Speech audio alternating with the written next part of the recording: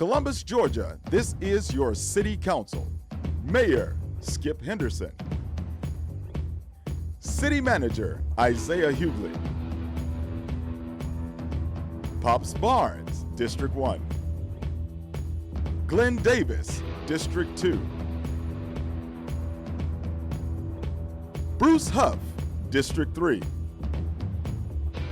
Evelyn Turner Pugh, Mayor Pro Tem and District 4. Charmaine Crabb, District 5. Gary Allen, District 6. Mimi Woodson, District 7. Walker Garrett, District 8. Judy Thomas, Post 9 at-large Counselor. John House, Post 10 at-large Counselor. Sandra Davis, Clerk of Council. And City Attorney Clifton Fay. Columbus, Georgia, this is your City Council. Good morning, and welcome to the October 29th meeting. Today's meeting is predominantly a work session, but we will cover some city business prior to getting started. Of course, we're going to begin this meeting the way we begin all of our meetings, and that is by asking God's grace and blessing. And I want to invite to the podium Minister Alicia Cooper from Faith Worship Center International. Good morning. Good morning. Thank you, Mayor Henderson, City Manager Hughley, Mayor Pro Tem, and our City Council. Let us pray. Father, we thank you for this awesome opportunity and this phenomenal City Council today. We thank you, Lord God, that it's a privilege and an honor to come before your presence, Lord God, to ask you to help those that serve our community. We ask that you continue to open their hearts and their minds to receive divine download strategies and wisdom. We pray for their insight to be increased and that they will be in unity with every decision. Give them plans that would allow our crime rates to diminish. Give them strategies to put in place better services for our police officers and first responders. Help them to develop surefire economic plans that would bring finances to our communities, Lord God, especially small business. Father, most of all, we ask that you would divinely protect our city, protect the City Council, their families, everything that's connected to them, so that they will be the better citizens of this community. Father, we ask that they will accomplish all that you set for them to do on today. In Jesus' name we pray. Amen. Amen. Wow, Pastor, that was a very pointed prayer, and we thank you for that. And thank your congregation for sharing you with us, please. All right, next we'll have our pledge. Had a chance to meet these young folks. Future's in good hands. This is the students from Aaron Cone Middle School, and I believe they are part of the student government there. So if y'all would come up front, there's a microphone, and the rest of you please stand for the pledge.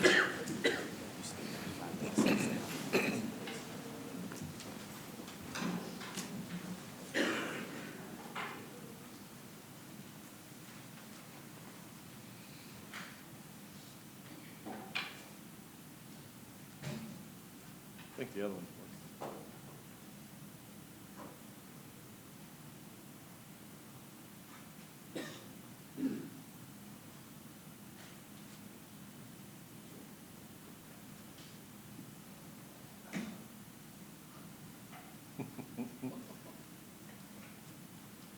This is where we scroll. We were having audio difficulties. There we go.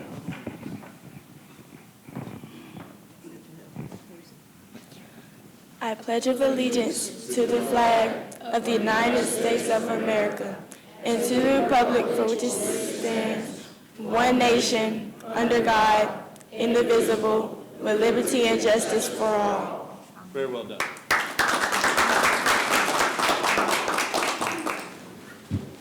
Now, Miss Alexis, if you would, our President, Alexis, if you would, we're going to let you introduce yourself. Tell us how old you are, what your role is on the student government, and give us your name. Okay. So my name is Alexis Hammond. I'm in 8th grade. I go to Aaron Cone, and my role as the president is to help the student body get better and provide benefits and help them to be beneficial. My name's Jack Fry. I'm in the 7th grade. I go to Aaron Cone, and my role as vice president is to help the school be a better place and help it be a better work environment. My name is Tatum Seville, and my job as Secretary of Student Council is to help the students do better and help the school improve. Gentlemen, you want to introduce, you don't have to give us your age, but if you want to introduce yourself. Well, I am Terrence Lewis. I am the 7th and 8th grade teacher at Aaron Cone Middle School. I'm also the student council sponsor, as well as other things. And we want to first say thank you to Mayor Henderson, the council, the staff for this opportunity. I'm going to let my assistant principal do majority of the talking, but the only thing I want to ask is that we please take one photo before we go. This is an opportunity that we do not take lightly, and the Aaron Cone Student Council, we seek to provide opportunities such as these so these young students can grow and develop as leaders not only in school but outside of school. My name is Dr. Lawrence. I'm the assistant principal at Aaron Cone Middle School, and I'd just like to say, because we do amazing at Columbus, that state scores have come out, and Aaron Cone, out of 854 middle schools in the state of Georgia, was ranked number 18. Wow.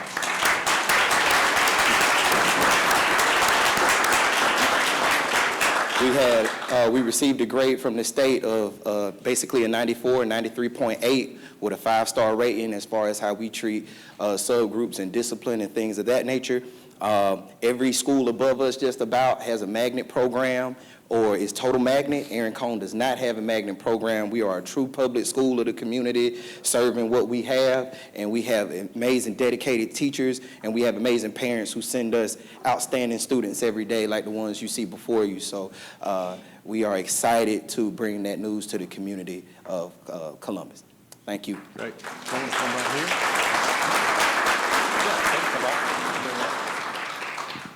You want to get council in it? We can get council. Yeah, council, if you would indulge us to come gather here, and we'll take a quick picture. Excuse us 1 second. We just want to say we knew these young people win when they're, we were young. Well, y'all come up here in a bit. And they just sent them on. Tighten up, act like you like each other.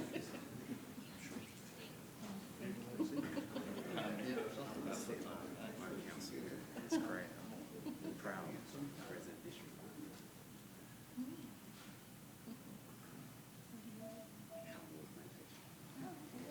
Thank y'all.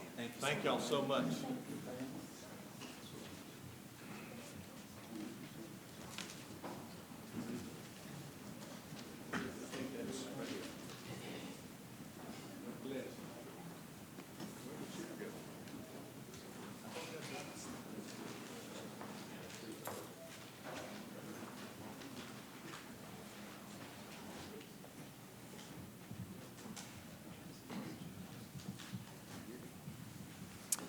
Thank y'all for indulging us to have our photo taken with these outstanding young people, and thank you very much for what you're doing at Aaron Cone. This meeting is one of those bittersweet moments.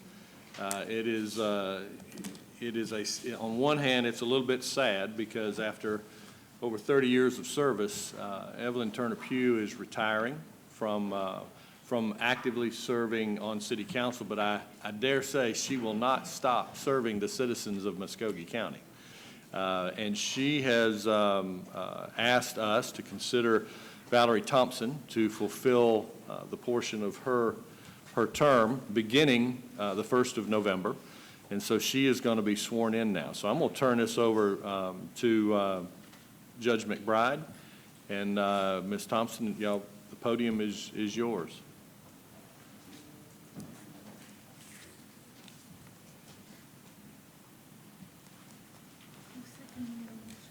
And I will yield first to Probate Judge Mark D'Antonio. Well, good morning. I'm pleased and honored to be part of this ceremony. Let me have you raise your right hand. You can put your left hand on the Bible. Do you solemnly swear or affirm that you will well and truly discharge the duties of Commissioner of Muskogee County in all matters which require your official action to the best of your knowledge and skill, and that you will so act in your judgment in the most conducive to the welfare and best interest of the entire county? And do you further solemnly swear or affirm that you've been a resident of Muskogee County for the required time by the Constitution and the laws of this state? Do you further solemnly swear or affirm that you are not the holder of any unaccounted for public money due this state, or any political subdivision or authority thereof, that you're not the holder of any office of trust under the government of the United States, any other state, or any foreign state which you are prohibited from holding by laws of the state of Georgia, and that you are otherwise qualified to hold said office according to the Constitution of the United States and the laws of Georgia, and that you will support the Constitution of the United States and of this state? Congratulations. Thank you. And I will ask again that you raise your right hand and that you indicate at the appropriate time your oath or your affirmation. I, Valerie A. Thompson, do hereby swear or affirm that I will well, truly, and faithfully perform the duties of Counselor of Columbus, Georgia, to the best of my ability, and that I will support and defend the Charter thereof, as well as the Constitution and laws of the state of Georgia and of the United States of America. I do further solemnly swear and affirm that I am not the holder of any public money due this state unaccounted for, that I am not the holder of any office of trust under the government of the United States, nor of either of the several states or of any foreign state, and that I am otherwise qualified to hold said office according to the Constitution of the United States and laws of Georgia, and that I will support the Constitution of the United States and of this state, so help me God. Congratulations.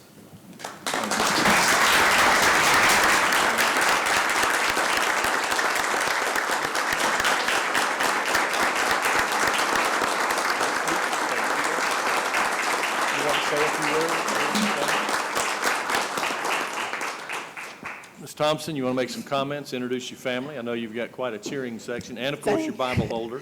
Thank you. I'm humbled and I'm honored.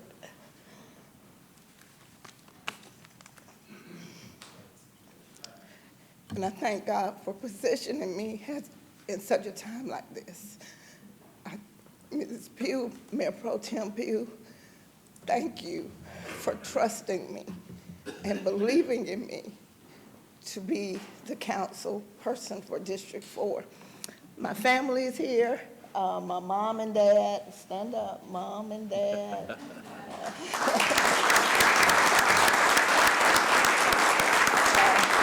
My mother-in-law and father-in-law, my sister, won't you stand? My sister-in-law, my oldest daughter is here, Andrea, stand. My sister, one of my sisters and brothers are here, Pastor Vince and Pastor Rudy. And some of the members of Revelation, won't you stand? A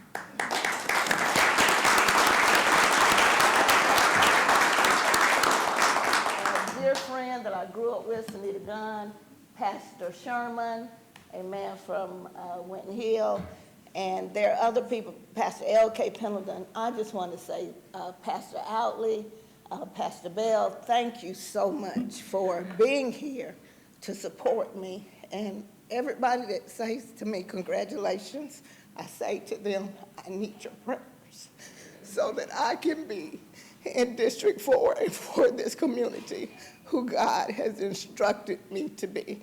And I just pray that he will order my steps. I do have to say something about our city manager. I met with him on yesterday, and I told him because of what his office and his staff did, I feel so much better, because he said to me, we have your back. And I appreciate this, what Mayor Pro Tem has done. She's been doing it for 31 years. She has a wealth of knowledge. She has integrity. She is empowered, and I just want a little bit of what she has. But thank you so much. Thank you.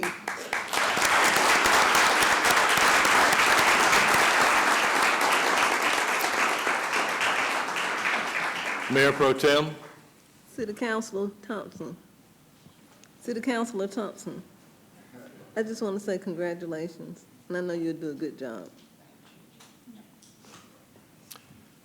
Ms. Thompson, we are excited about your joining this body, and I will say that you must have a little bit of what the Mayor Pro Tem has, otherwise she would not have suggested council approve you. So, but I will say that, I will say that, and I know there are others that may want to speak too, but we will absolutely miss the council of Mayor Pro Tem around this table. She's been an inspiration, I think, not only to people sitting here now, but to people who have come through these chairs over the years. She's conducted herself with a fierce loyalty for her district without losing sight of the fact that her votes impact citizens throughout this community. And that's tough. You ask any district counselor, and that is a very, very difficult thing to do, because you're put there by one geographic group of people, but yet you know you want the entire community to move forward. And part of me thinks she waited to Forest Road finally got finished before she was man, I tell you, but that's the professional side. Personally, I love you. I plan on continuing to use your cell number. Don't change it. And I know you will be available to provide counsel for any of these individuals sitting around the table. And I'm going to ask, before I acknowledge a couple of minutes. Mayor Hendry, can I Yes. say one thing? Yes, ma'am. And I'm so nervous and full, but I cannot leave this place without thanking my husband. Because I have to go home tonight.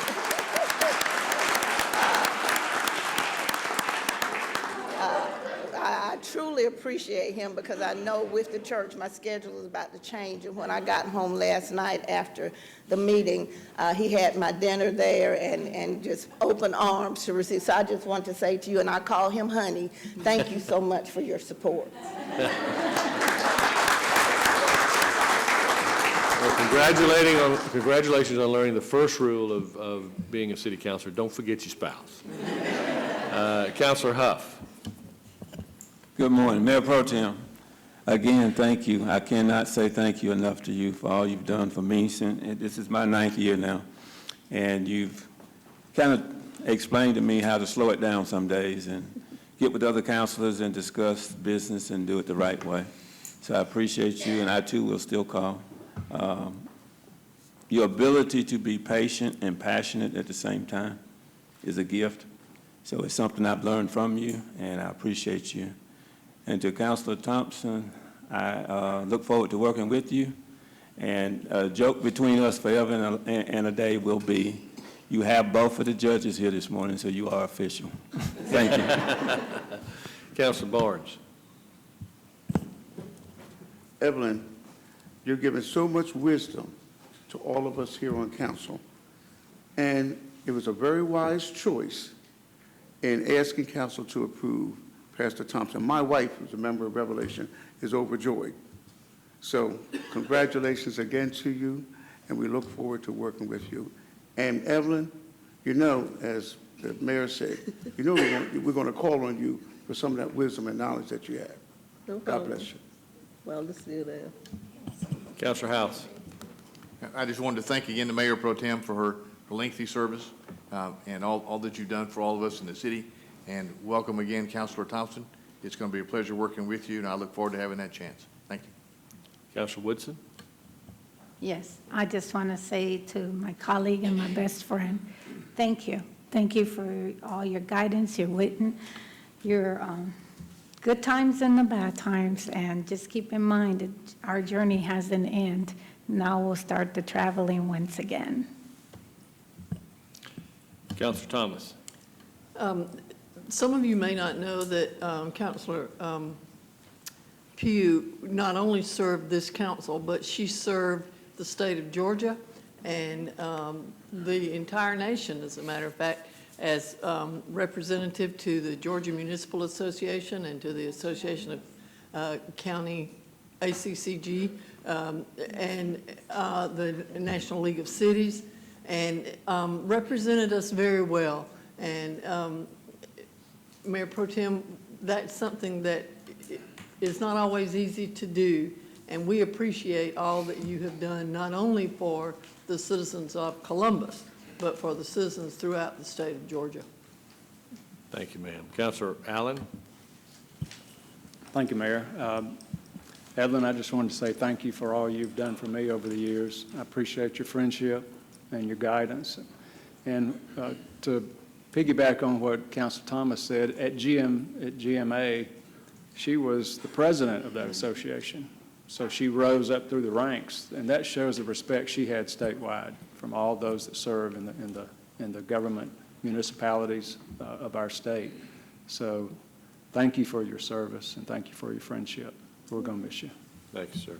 And we will have a celebration of her service, public service at a later date, but I do have two little presentations we want to make now, and I'm going to ask the city manager to come over here, and Evelyn, if you would allow us.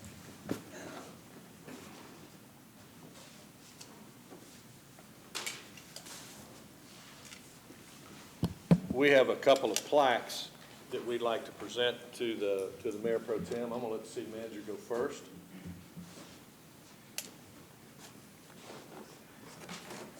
Mr. Mayor and Council, and to all of you, I have the honor and privilege to present this plaque to our retiring Mayor Pro Tem, Evelyn Turner Pugh. And it reads, Columbus, Georgia, we do amazing. In recognition of Evelyn Turner Pugh, City Councilor, the Columbus Consolidated Government's retirement program is a significant occasion marking 30 years of dedicated service to the City Council. Congratulations. You have certainly earned this most deserving recognition.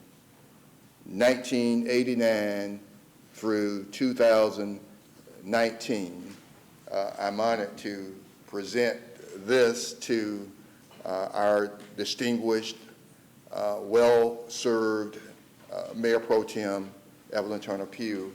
Congratulations, and thank you for all that you've done for this government and for the citizens of Columbus, Georgia. Thank you.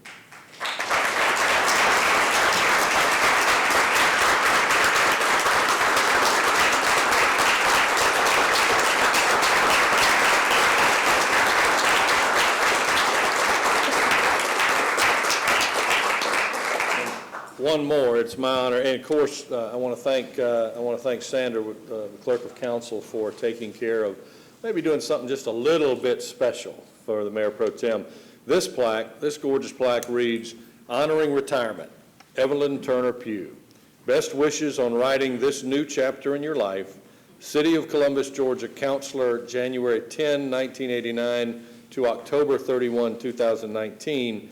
Mayor Pro Tem from January 9, 2007 to 10/31/2019. On behalf of not only the City Council, but also all of the employees of our government and the 200,000 citizens of Muskogee County and the millions of citizens of Georgia that you have impacted their lives, I want to present this to you and thank you for your service.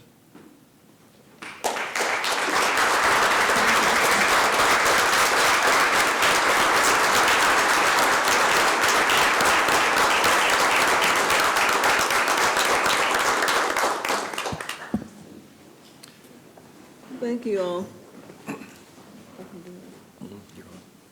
You can do it.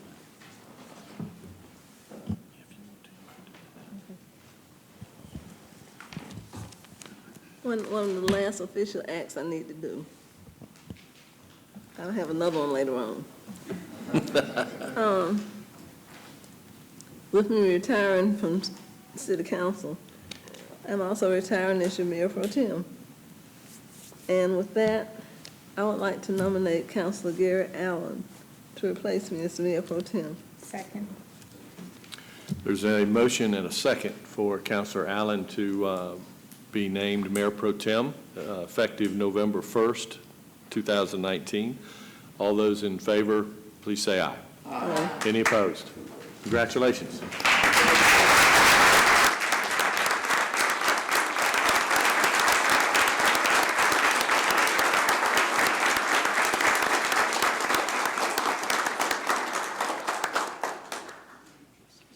Yes. Councilor Allen?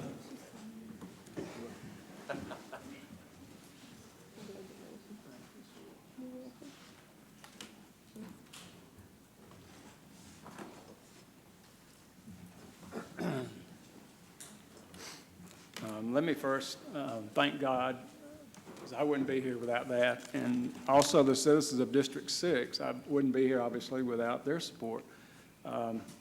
Let me thank my wife, Kathy, who's sitting over here, putting up with all the time I was gone and supporting me and talking me through certain issues. I appreciate your love and support. I'd also like to thank my best friend, my brother, Stan, sitting on the back row back there. I'm honored and humble. I'm honored that Mayor Pro Tem Pugh would nominate me, and humbled by the confidence that my fellow councilors have placed in me, and I appreciate that. I am fortunate to have, or some may say, been here too long, but I have been able to serve with the first mayor pro tem of the consolidated government, A.J. McClung, and Jack Rogers, Mayor Pro Tem Jack Rogers, the second one. And I've served I've served my whole term on council with Evelyn Pugh, but just watching her as Mayor Pro Tem she's set the bar, and I'm going to do my best to live up to the confidence you've put in me and try to keep that bar up where Evelyn has set it. So thank you for your love and support over the years. I appreciate you so much. Thank you, Council. Thank you, Councilor Allen. And thank you, Mayor Pro Tem Pugh, again, for taking the lead for this government. Any comments you'd like to make? Okay. All right, well, we'll move forward with the agenda. Next on my agenda is we have a presentation from the Columbus Water Works. So I'd like to call them up to the podium, please. Judge McBride, thank you, sir, for your service. Oh, I'm sorry, I forgot the minutes and all the excitement. There's a motion, a second to approve the minutes. Any discussion? All right, all in favor say aye. Aye. All opposed? They are approved. Welcome, President Davis. Good morning, mayors, city councilors. Thank you for the opportunity for us to be here before you for a public forum, a public hearing. On behalf of Columbus Water Works, certainly would like to congratulate Councilor Pugh on her years of service and Mayor Pro Tem Allen on his years of service and what he's going to do going forward. So congratulations to both of you. I hope that the abundance of the natural water we have out here today and next few days is a good omen for our water future in Columbus. And as you know, this has kind of gotten to be systematic. We do have a systematic approach of how we look at our water needs, how we do our financial assessment. So we're back here again this time of year. You can pretty much almost set your calendar that you'll see us around this time of year. This is the time of year where we do our financial analysis to see how we are doing in terms of revenue and expenses. And so with that, I will give a bit of an overview of the current status, and then John Davis with Raptelis, no relation here, that's been involved with us, I guess, almost since the beginning. We've been doing these rolling financial analysis since 2002, and I think John has been with us since 2003 or 2004, so he's well up to speed on CWW finances and our revenues and our expenses, so we look forward to bringing y'all up to speed and appreciate, again, this opportunity for using your time as a public forum and a public hearing.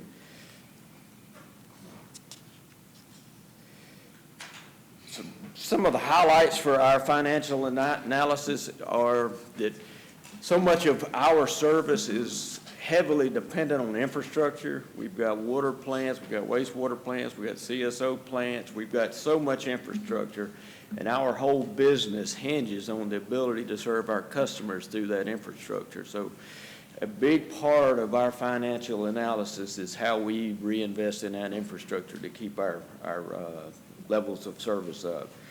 And we have a systematic approach of doing that. We do annual financial planning, and we do a 5-year facility master plan by which we look at regulatory requirements. We look at system renewals and upgrades of our infrastructure, and we do risk mitigation. We look at our system and say, okay, if this part of our system were to fail, what are the consequences of that failure? So there's a whole lot of things that go into the analysis of what we do in our capital improvement program. And we do this annual rate assessment. We've been, like I said, we've been doing it since 2002. And we found out by having modest annual rate increases is much better than waiting 3 or 4 or 5 years and having a larger increase to cover the cost of a new bond issue or bigger capital reinvestment. So we've been doing this, like I say, for quite a number of years, and we try to do that with our customers in mind and how these rate increases may land on them. And our experience is trying to keep those annual rate increases as low as we can by managing our finances and our operation efficiently is the best for our customers. So we certainly don't assume these rate increases are an automatic. We give them a lot of attention, and we give them a lot of scrutiny, and we try to minimize them without compromising a reduction in service and a failure of infrastructure. And through that, our rates continue to be some of the lowest in Georgia. So that kind of points to the efficiency that we have and the sensitivity to rates. And this is part of our systematic approach to how we look at infrastructure. Usually on a 5-year cycle, we do a facility master plan update, and that generates a lot of capital projects. Usually those capital projects are a lot greater than what we know we can fund, so we have a prioritization process where we have a lot of different criteria that we score these projects, and then they all get scored out, and then we draw the line of what we think we can afford from a rate increase and affordability type look, and that's what we go forward with for funding. And then once we get our funding in place, we go out, we design, bid, and build this infrastructure. So this is kind of a continuous cycle, usually about a 5-year cycle that we do this. Currently, we've developed our master plan and all the capital projects. We're in the process of prioritizing those now, and we'll be going out looking at funding in the near future. This just gives you a little snapshot of our capital investment over time. You can see kind of prior years, it was a little bit up and down, and we have tried to levelize that because our water plant's over 100 years old, our wastewater plant's about 50 years old. We've got water mains in service that were put into the system in the late 1800s. So we're all about extending the life of these assets and getting as much value out of them as we can and trying to replace or renew them before they fail. So it's an ongoing effort, and that does require reinvestment in the system. This is a snapshot of what our 2016 bond issue looks like. We've got 25 projects there. It's a $50 million bond issue. Did I do that? Sorry. At our water plant, we had 9 projects at about $10.5 million invested up there. We spent about 80% of that. Our wastewater plant is the biggest part of this program. I don't tap this. Okay. Got about $22 million in the south plant, our wastewater plant, 7 projects. We're about 43% complete with that. Sanitary sewer system, $5.5 million. We're about 60% finished with it. Water distribution, about $5 million, 71% complete there. Miscellaneous, $6.6 million. That, and 95% of that, mostly that was our new water quality laboratory. This just gives you a few visual images to kind of get a scope of the magnitude of what we have for infrastructure. These are our water plant improvement projects. That one on the upper left there is one of the replacement of one of our large raw water pumps and motors. This is probably maybe a 1,500 horsepower motor, pumps about 30 million gallons of water a day, so it just gives you a sense of the scale of what our system capacity is. This middle picture is part of our solids dewatering system. It's an old plate press. It's exceeded its useful life. It's no longer serviceable. You can't get new parts for it, so we put in a new, more efficient solids dewatering system. And then we also had bulk chemical storage replacement. So that's just a snapshot of some of our 2016 projects at North Plant. Here's the big part of our 2016 program. This is our wastewater treatment plant. What you see here is all these pipes strung around. That is a temporary bypass of all the flow that comes into that plant. We had to do some major valve work. There was a 72-inch valve in that influent pump station we had to put in so we could isolate big pumps in that station and do some replacement of those. So all of this is temporary bypassing of up to 80 million gallons of flow a day. Glad that's over with. That was one of those kind of things. Glad Hurricane Michael didn't come through here and impact this contractor and what he was doing. So look, God winked at us there. We got that done. That was probably the most critical part of that project. Still a lot more to do there. And there you also get an aerial view of our south plant. This is another project snapshot. We've replaced the Marina Cove, made upgrades to that pumping station and replaced the force main. This force main goes across Lake Oliver. It's replacing an old force main. So this was trenched into the bottom of the lake, sunk and buried, and so now we don't have to worry about an old force main wearing out and potentially causing a leak. So we're glad to get that one behind us. This gives you a little historical look at our rates over the last 10 years. The national average, that blue column across the top, actually since 2009 has been 6.8% increase annually for water and wastewater. The gray column across there, or row across there, you can see what our model, our financial model projected we needed for increases. And then in white below that is what we actually implemented. So you can see we're well below the national average. We're even generally below what our model was predicting. Over that 10-year average, we have, over that 10-year period, we've averaged 3.54% as opposed to the national average of 6.8. So just slightly higher than half of what the national average is.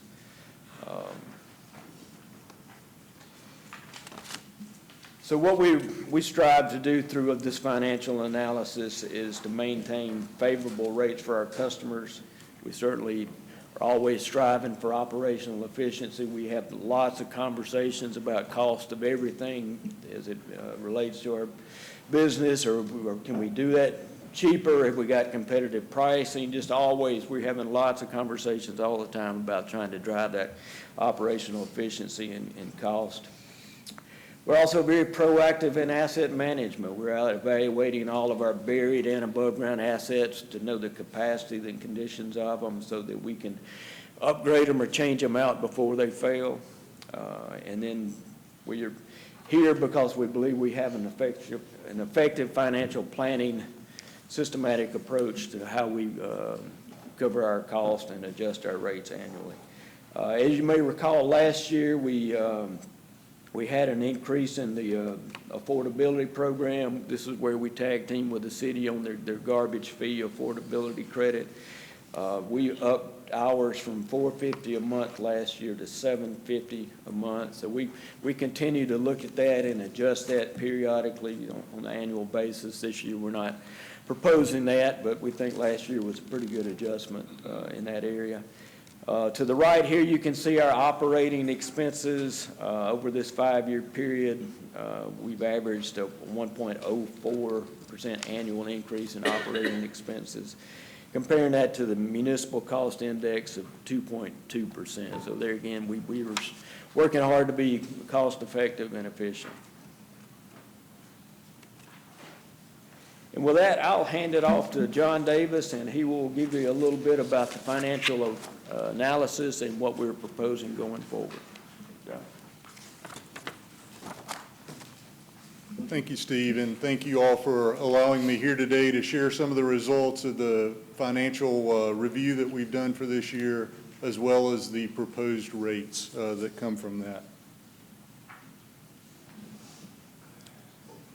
I wanted to start by saying that the Waterworks has just gone through a rating agency review, and one of the things that was cited there was the fact that they do an annual review of their financial situation, along with their history of kind of moderate and anticipated minimal rate increases, was cited as a credit positive for them. And help them to maintain their excellent credit rating for this year. A couple of things with respect to the long-term forecast. This is done on a 5-year timeline, and we're going to share both some of the results of the review and the recommended rates for this year. The rate objectives are threefold here. We want to increase the fixed charges, and that really coincides with the fact that most of the costs that Steve spoke about are actually fixed cost. We also want to do some right sizing of the water base charges, which we'll talk about, and we want to promote the state of Georgia's objective of incentivizing water conservation and resource conservation.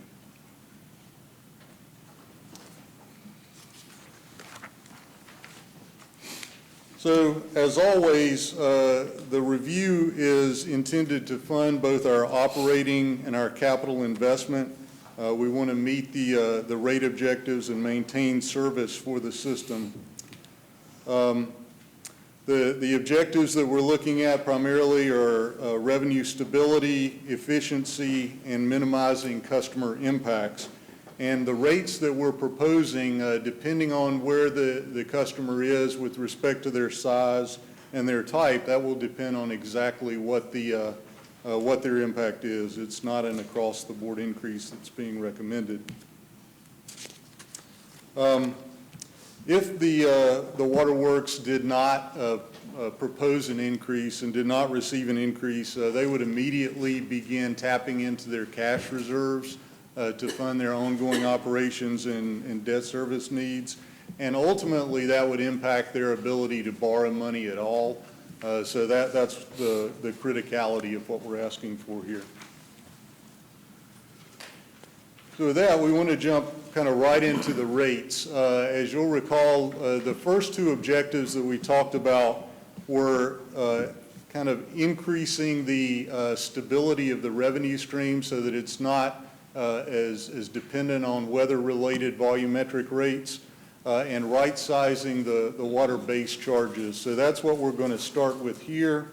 You see the water-based charges are scaled up by meter size, and we've gone with kind of an industry standard approach of scaling those based on the hydraulic capacity of the meters. Think of it as the demand that these customers are placing on the system. This is consistent, as I said, with industry guidelines, so we wanted to go ahead and make this change this year. Just for comparison, if you look at the top of the chart, the 5/8 and 3/4 inch meters, those would be representative of kind of single-family residential type meters. As you get into, say, a 3-inch meter, maybe a restaurant, you think of that type customer there. And as you get to the very top of this list, a 10-inch meter would be a very large customer, like maybe a hospital complex or a very large industry. One of the things that we wanted to show that this is in keeping with industry standards and also in keeping with the with peers in the region. So we did a comparison of the proposed water base charges with 3 state peers here. And you see that the scaling of these charges by meter size is common, and these charges that are proposed are actually very much in keeping with peers across the state of Georgia, and in fact are very competitive. So moving on to the water volumetric charges, these are the charges based on metered consumption. One thing about increasing the revenue from the base charges, it allows us to keep the water volumetric charges more moderate. You see we proposed no increase at all in the 0 to 15 CCF charge, which is where typically most of your residential and small commercial customers would fall. There is a small increase in the Block 2 charge, and that is to look at the third pricing objective, which is kind of incentivizing customers to be efficient with our water resources and to conserve, which is kind of a state objective. On the wastewater and CSO, we again have a moderate increase in the base charges. With the wastewater base charge, all customers pay the same, no matter what the size. It is not scaled. So we have a moderate increase there. Again, that allows us to keep the Block 1 rate the same for this year, and a modest increase in the Block 2, which again incentivizes conservation and the efficient use of our resources. On the CSO side, that is scaled based on usage, and we have a zero charge for the 0 to 4 CCF, which are the smallest users, and across the board of about 2.5% for larger customers. So all those are very interesting, but the questions that most people follow up with are, how does that impact bills? So the first thing we've done is come up with some representative residential customers here. The 4 CCF customer that we show, that's actually the most popular bill or the most billed usage within the waterworks system. This would be a smaller residential customer. You see an increase here of about $1.67 per month based on the proposed rates. The 8 CCF customer that we show, the thinking there would be that would be typical of, say, a family of 4. And there the increase is $1.77 per month based on the rate recommendations that we discussed. We always do a regional bill comparison. Steve had shown that the rates are very low with respect to peers across the state. Here we show the Columbus bill for the 4 CCF customer, which again is the most typical bill. And you see that it is at or near the bottom of these regional peers, $34.22. We also talked about the customer assistance program that's offered in conjunction with the city.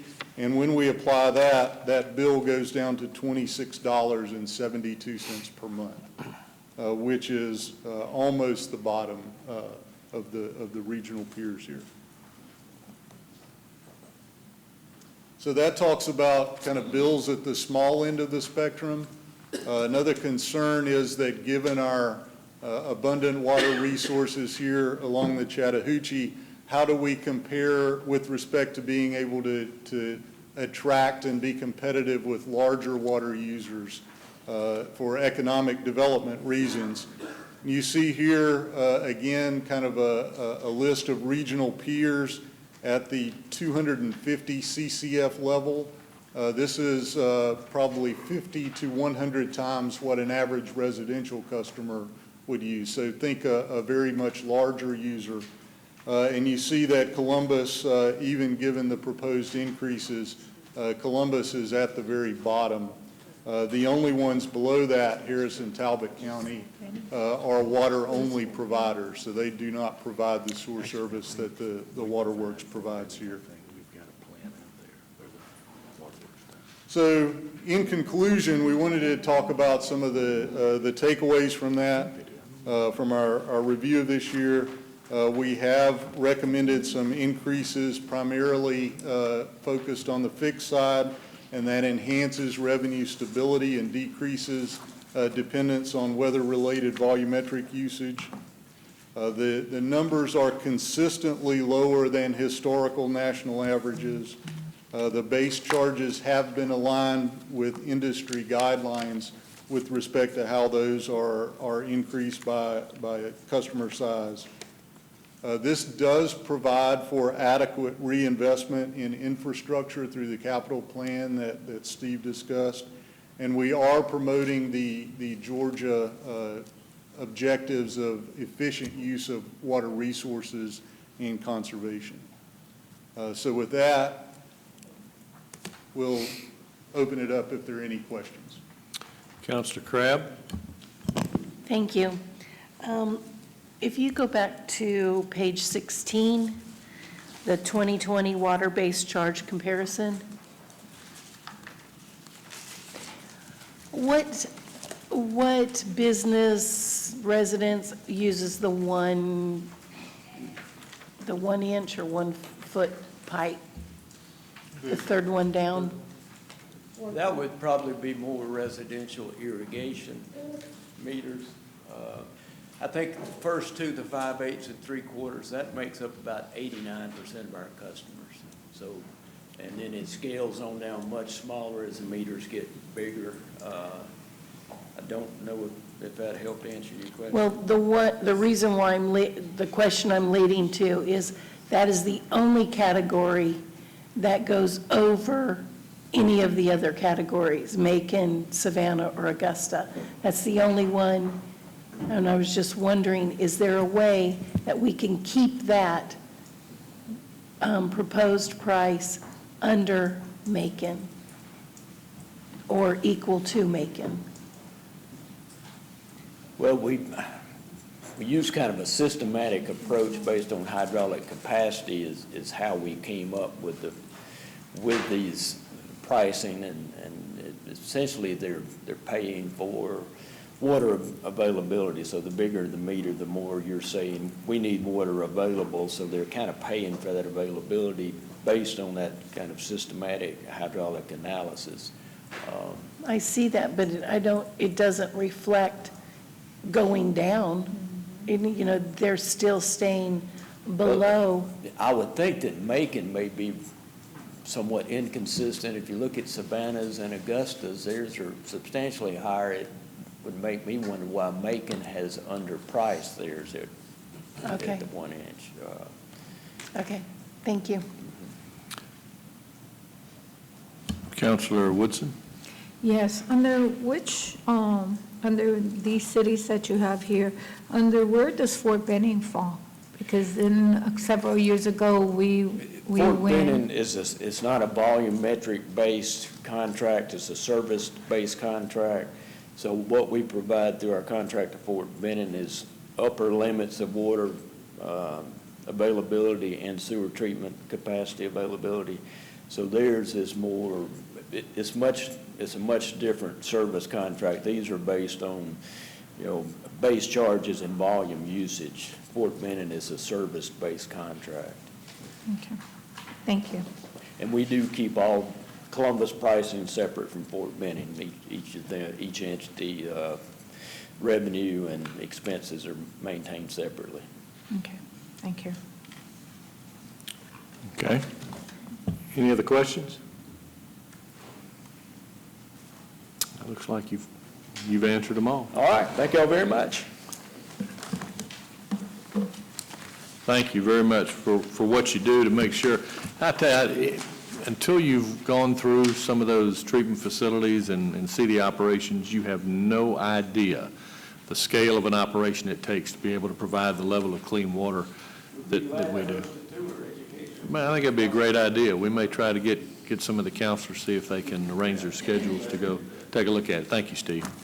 Thank you. All right, I'll turn it over to the, we got Counselor Thomas.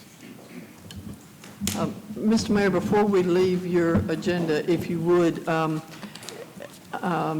am currently serving as the budget chair for the council, and in that capacity, I've had a couple of councilors ask me to, let's have a meeting and a conversation that is directed specifically at the upcoming budget.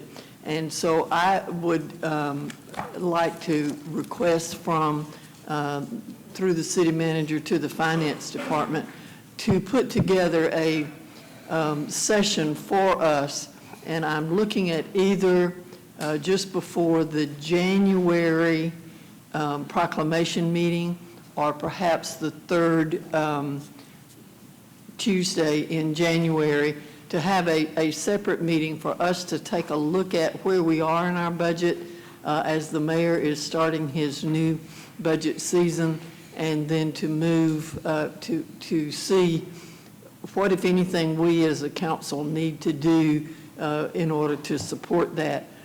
Several of the councilors have said to me that there's some resolutions and ordinances and so forth that we need to be very cognizant of as we go through this. And so Mr. City Manager, I spoke with Deputy City Manager Hodge earlier today about what we're looking at. So you will, if you concur with this, we'll have just a session, maybe an hour or so, to talk about where we are in the budget. We typically get a mid-year budget review, and that would certainly be part of this meeting that we're talking about. Deputy City Manager Hodge asked me if this would be something that department heads would attend. Certainly, if they would like to do that, we would be glad to do that. I don't anticipate that we're going to be making any budget decisions during this meeting, but we would be taking a look at where we are and how we can assist the mayor in his next fiscal year budget. So, Mayor, I would request that we schedule such a meeting. Yeah, I think it would be beneficial. I think it gives our office an opportunity to share some priorities so that you'll know what we're looking at trying to accomplish during the next budget session. And I think it would be helpful for council to maybe, as a matter of practice, revisit the budget ordinance prior to getting to receiving the mayor's recommended budget. And I think it would serve the public well. We'll do it at a session, do it out here. It'd be an open meeting, of course. And I think it's a good idea. Thank you. And Mr. City Manager, if Ms. Alexander, wants to get in touch, we can talk about what we need and when to meet. Sure. Thank you. All right. I guess, Mr. City Attorney, we're going to got a couple of resolutions to. Clerk has those? Okay, I apologize, Madam Clerk. Good morning, Mr. Council. We just have two resolutions listed on the consent agenda. The first resolution, excusing Mayor Pro Tem from the October 22nd. Motion second to approve the resolutions. Any discussion? All in favor say aye. Aye. Is there any opposed? They are approved. Thank you, Mr. Mayor. Thank you, ma'am. And I don't think it requires a vote, but I just want to make sure council's aware, and we'll send you copies of it. Mr. Melton, who has been a one-man band with this Standing Boy Trails and has done just an incredible job at developing something that is going to be an attraction for people all around the Southeast. He has an opportunity to submit a grant request, and it has to be submitted on the 31st, but he has to have a letter of support for the government. So we intend to send that letter provided that it does not, that the grant request does not contain any obligation on the part of the city. We will make certain that we are not obligated for anything other than just telling that we fully support his initiative in moving forward in communication both with the city and with DNR to try to make this a reality. But we will send you a copy of the letter that we intend to send before we give it to him, and we want you to kind of take a look at it and just give us any thoughts. But didn't want that to pop up without you guys knowing about it. All right, Mr. City Manager, it's your agenda. Thank you, Mr. Mayor, and congratulations to the new Mayor Pro Tem, Gary Allen, and thank you, Madam Mayor Pro Tem Evelyn Turner Pugh, for your service, your commitment and dedication. I've been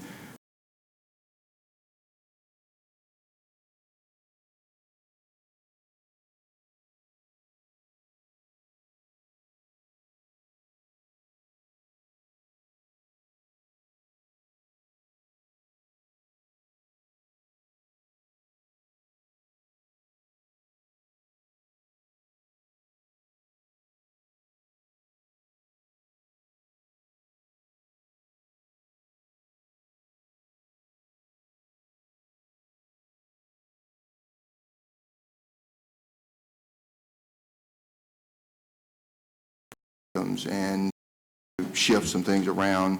I do want to get the Dean of delegation up closer to the top, and so we're going to move some things around. We'll work to make that happen. But the first item for discussion, I'm going to ask our HR Director, Retha Hollowell, to come around, is actually an item on the legislative agenda. The Public Safety Advisory Commission recommended consolidating the sheriff and marshal's office into one, the sheriff's office. And let me just make some comments before the HR Director speaks. Each year we do a legislative agenda in advance of the upcoming legislative session. The way we build and develop our legislative agenda, city councilors will bring forward items for the agenda. Staff will have items that they want on the agenda. Boards, commissions appointed by the mayor and council will have items that they say we need this on the legislative agenda. Public Safety Advisory Commission happens to be a board appointed by this council.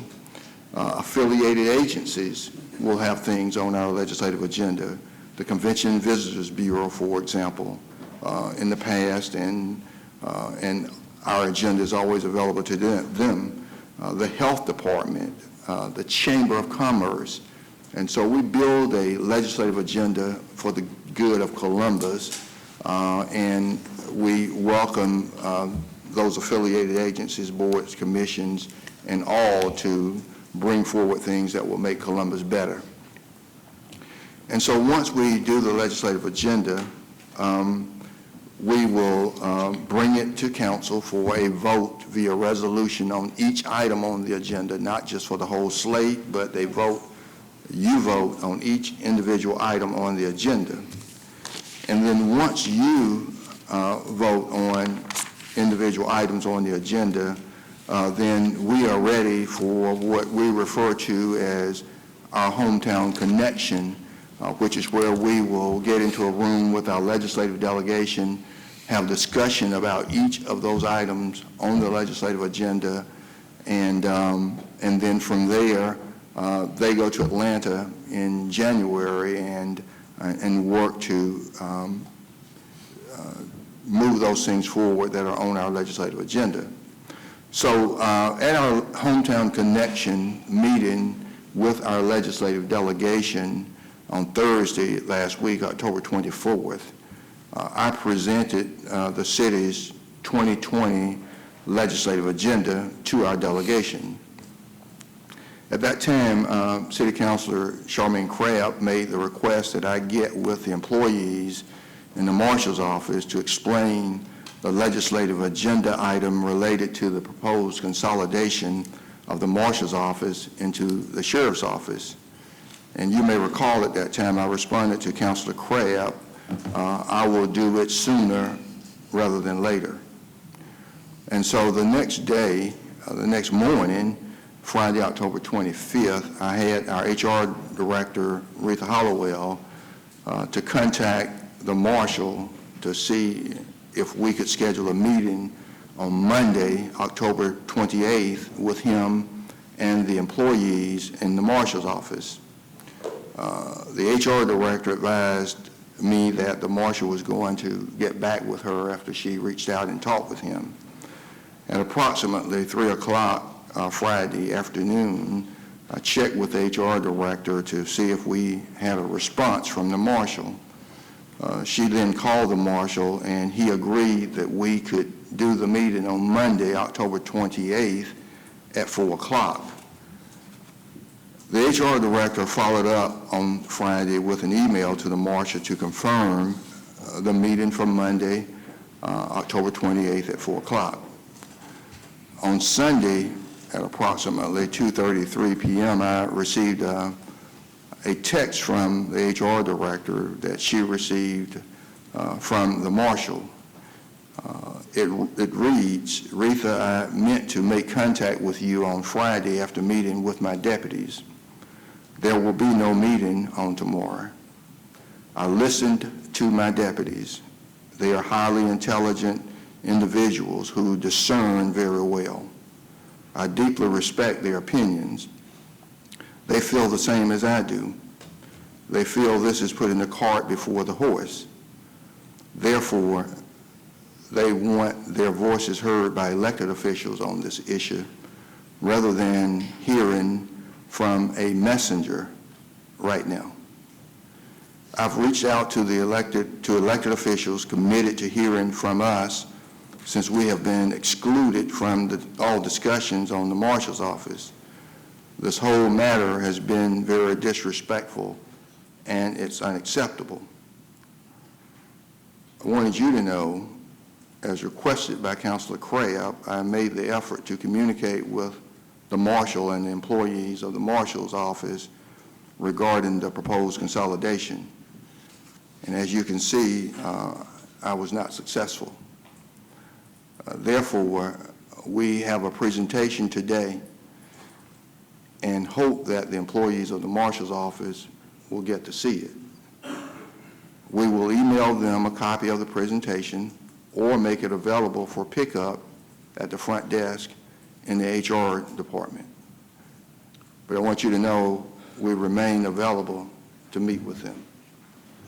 And so I worked with the HR director to put together a trifold, and it's a question and answer document.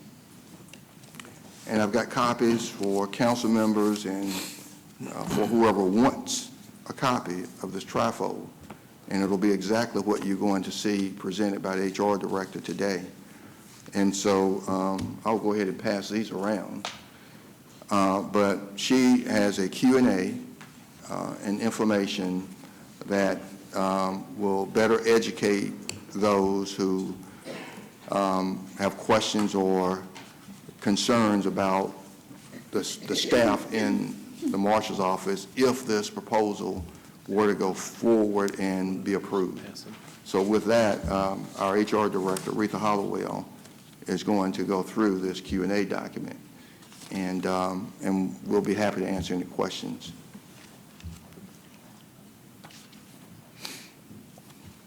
Yes.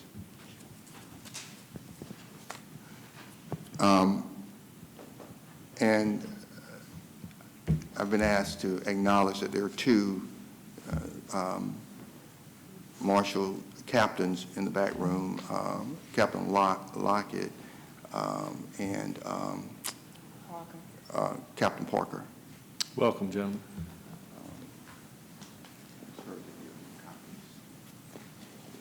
Good morning, Council, Mayor. Thank you for the opportunity this morning. The presentation that I'll present this morning relates to the proposed consolidation of the sheriff and the marshal's office.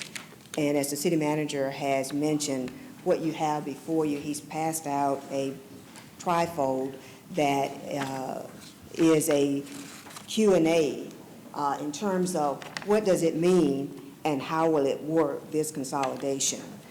So we thought that there would be frequently asked questions, so we tried to get ahead and put together some of the most frequently asked questions about consolidation of the marshal's office into the sheriff's office. Although this list of Q&A may not be all-inclusive, I think it will give a general answers to a lot of the most frequently asked questions.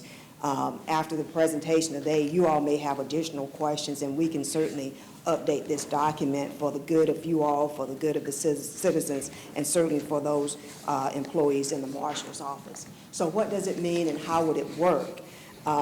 So I wanted to go through the questions. It's not a long list of questions, but I wanted to ask the questions and provide what administration believes is the appropriate response to these questions. And again, this can be updated should other questions come available so that the employees, the citizens, the council has the most current information. So question number one. Rita, I apologize. Is there Yes. any way to enlarge that from our system to make sure that folks can read it out? Yeah, they can do that. No, I don't think they can. All right, I just thought I'd ask. It's awful small. Yeah. You concerned with those that might be watching? I'm just looking for those that are watching on television and also the people in the audience. Well, we can give them a copy. Okay. We've got copies. Yeah. Why don't you just give them a copy? I'm sorry, Ms. Hollowell. Go Oh, ahead. no, I can wait. Josh has got it.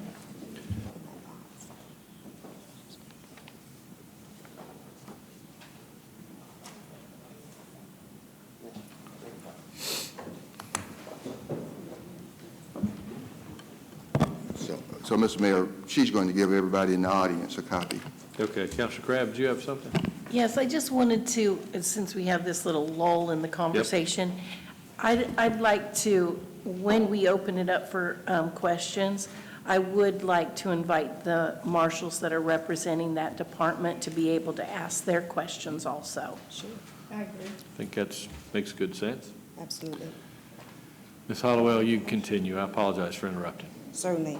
So the first question, what does it mean for the marshal's office personnel to be consolidated or merged with the sheriff's office? Consolidation of the marshal's office with the sheriff's office means that the services that are currently being provided by the marshal's office will continue to be provided to the citizens of Columbus. However, they will be provided under the umbrella of the sheriff's office. They will be using the sheriff's office vehicles, uniforms and equipment, and any other resources that may be needed to perform the services and carry out the functions that they are currently serving the citizens. So question number 2, will any marshal employee lose their job as a result of consolidation? The answer is no. Their responsibilities may change somewhat, but their job will remain mostly the same. Our next question. Will the pay for those in the marshal's office remain the same or will it change? Under no circumstances will the law enforcement personnel as well as the non-law enforcement personnel in the marshal's office will change. They will not make any less than they're currently making under consolidation with the sheriff's office. The sheriff's office has, as you all know, adopted pay reform, and I'll talk a little bit about that and how that will impact these employees. All law enforcement employees in the marshal's office will likely receive a pay increase if the consolidation becomes effective, and this will be based on the sheriff's office pay reform. Question number 4, what about employee rights, benefits, such as the retirement and membership in the merit system? There will be no change. All full-time regular employees in the marshal's office are already in the merit system. The employees will not have to reapply for their job. nor will they have to take any type of examination to be transferred to the sheriff's office. All full-time regular employee rights and retirement benefits will remain the same. There will be no change in their benefits as they move, should consolidation move forward. Question number 5, will the hours of operation or the work schedule change? With consolidation and the marshal's office being under the sheriff's office, the hours of operations and the work schedule will be determined by the sheriff. Next question, number 6. Will the employees in the marshal's office be required to work weekends or rotate shifts? Again, the employees will become employees of the sheriff's office, and the hours of operation and the work schedule will be determined by the sheriff. Question number 7. Who will the marshal employees report to in the sheriff's office? Our response: the marshal's office is expected to maintain the similar type of chain of command, the similar type of organization structure as it currently has, just in the sheriff's office. Question number 8. Will public functions and services be disrupted during the changeover period? No. Due consideration will be given to ensure that there will be no interruption of services, and the continuation of all governmental function will remain in place. The day-to-day operations are expected to remain the same. Question number 9. How will the proposed consolidation be an improvement over the current system? Because the services provided in the marshal's office and the sheriff's office, at least some of the services, are similar, any duplication of services and facilities provided by the sheriff's office and the marshal's office will be eliminated. These services and functions would be administered now by one agency rather than two. The combined agencies will produce greater efficiency, economy, and savings to the taxpayers. Question number 10. How will consolidating the marshal's office into the sheriff's office impact the municipal court clerk's office and the municipal court magistrate court judge's office? No change. No change is expected there. The clerk of municipal court's office and the magistrate court, the judge, will be working with the sheriff's office instead of the marshal's office. No other changes are expected, and this transition is expected to be seamless. Question number 11. So why is consolidation of the two offices being considered at this time? The current marshal has indicated that he will not be running for re-election for marshal of Muskogee County. Therefore, there will be no incumbent, and consolidation would not displace a person who's holding office. And my final question, Q&A. When will the marshal's office and the sheriff's office consolidation become effective? The consolidation will become effective January 1, 2021.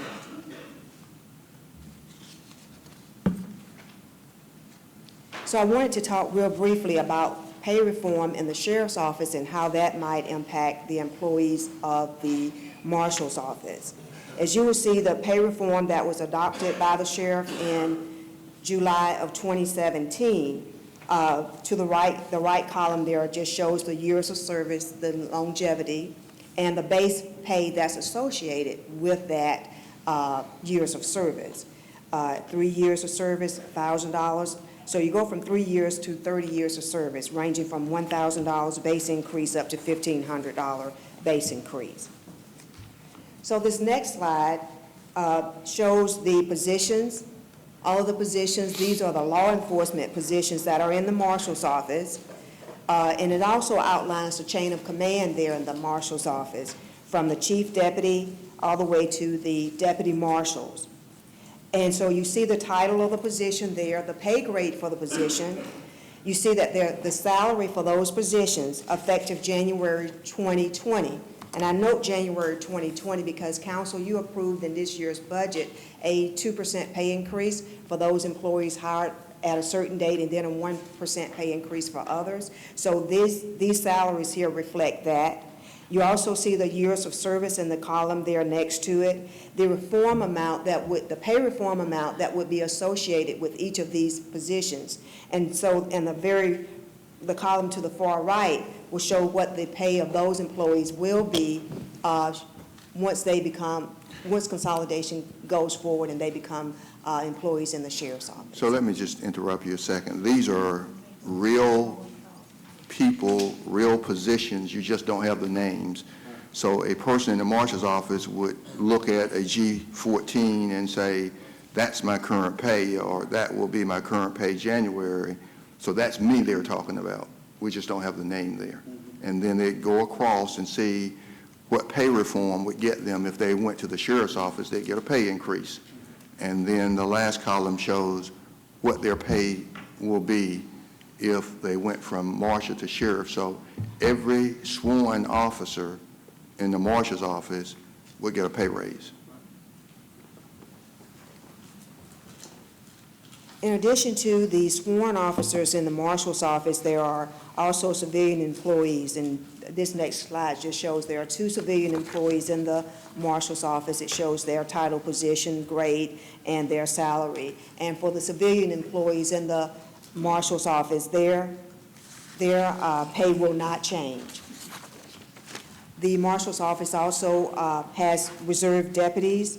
The number of reserve deputies in the marshal's office changes, but right now I do understand that they have about 9 reserve deputies, and those reserve deputies will continue to perform the similar function that they are performing now, except but in the sheriff's office.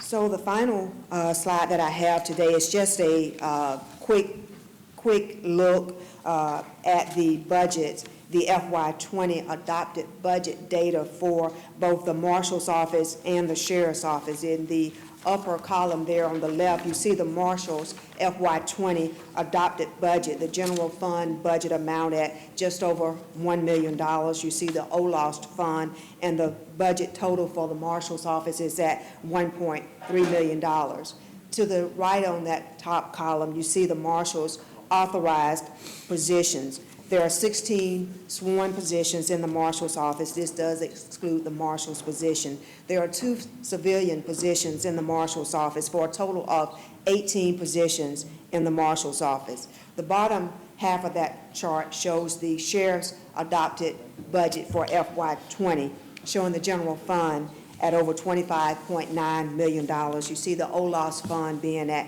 $2.7 million for a total budget of $28.7 million.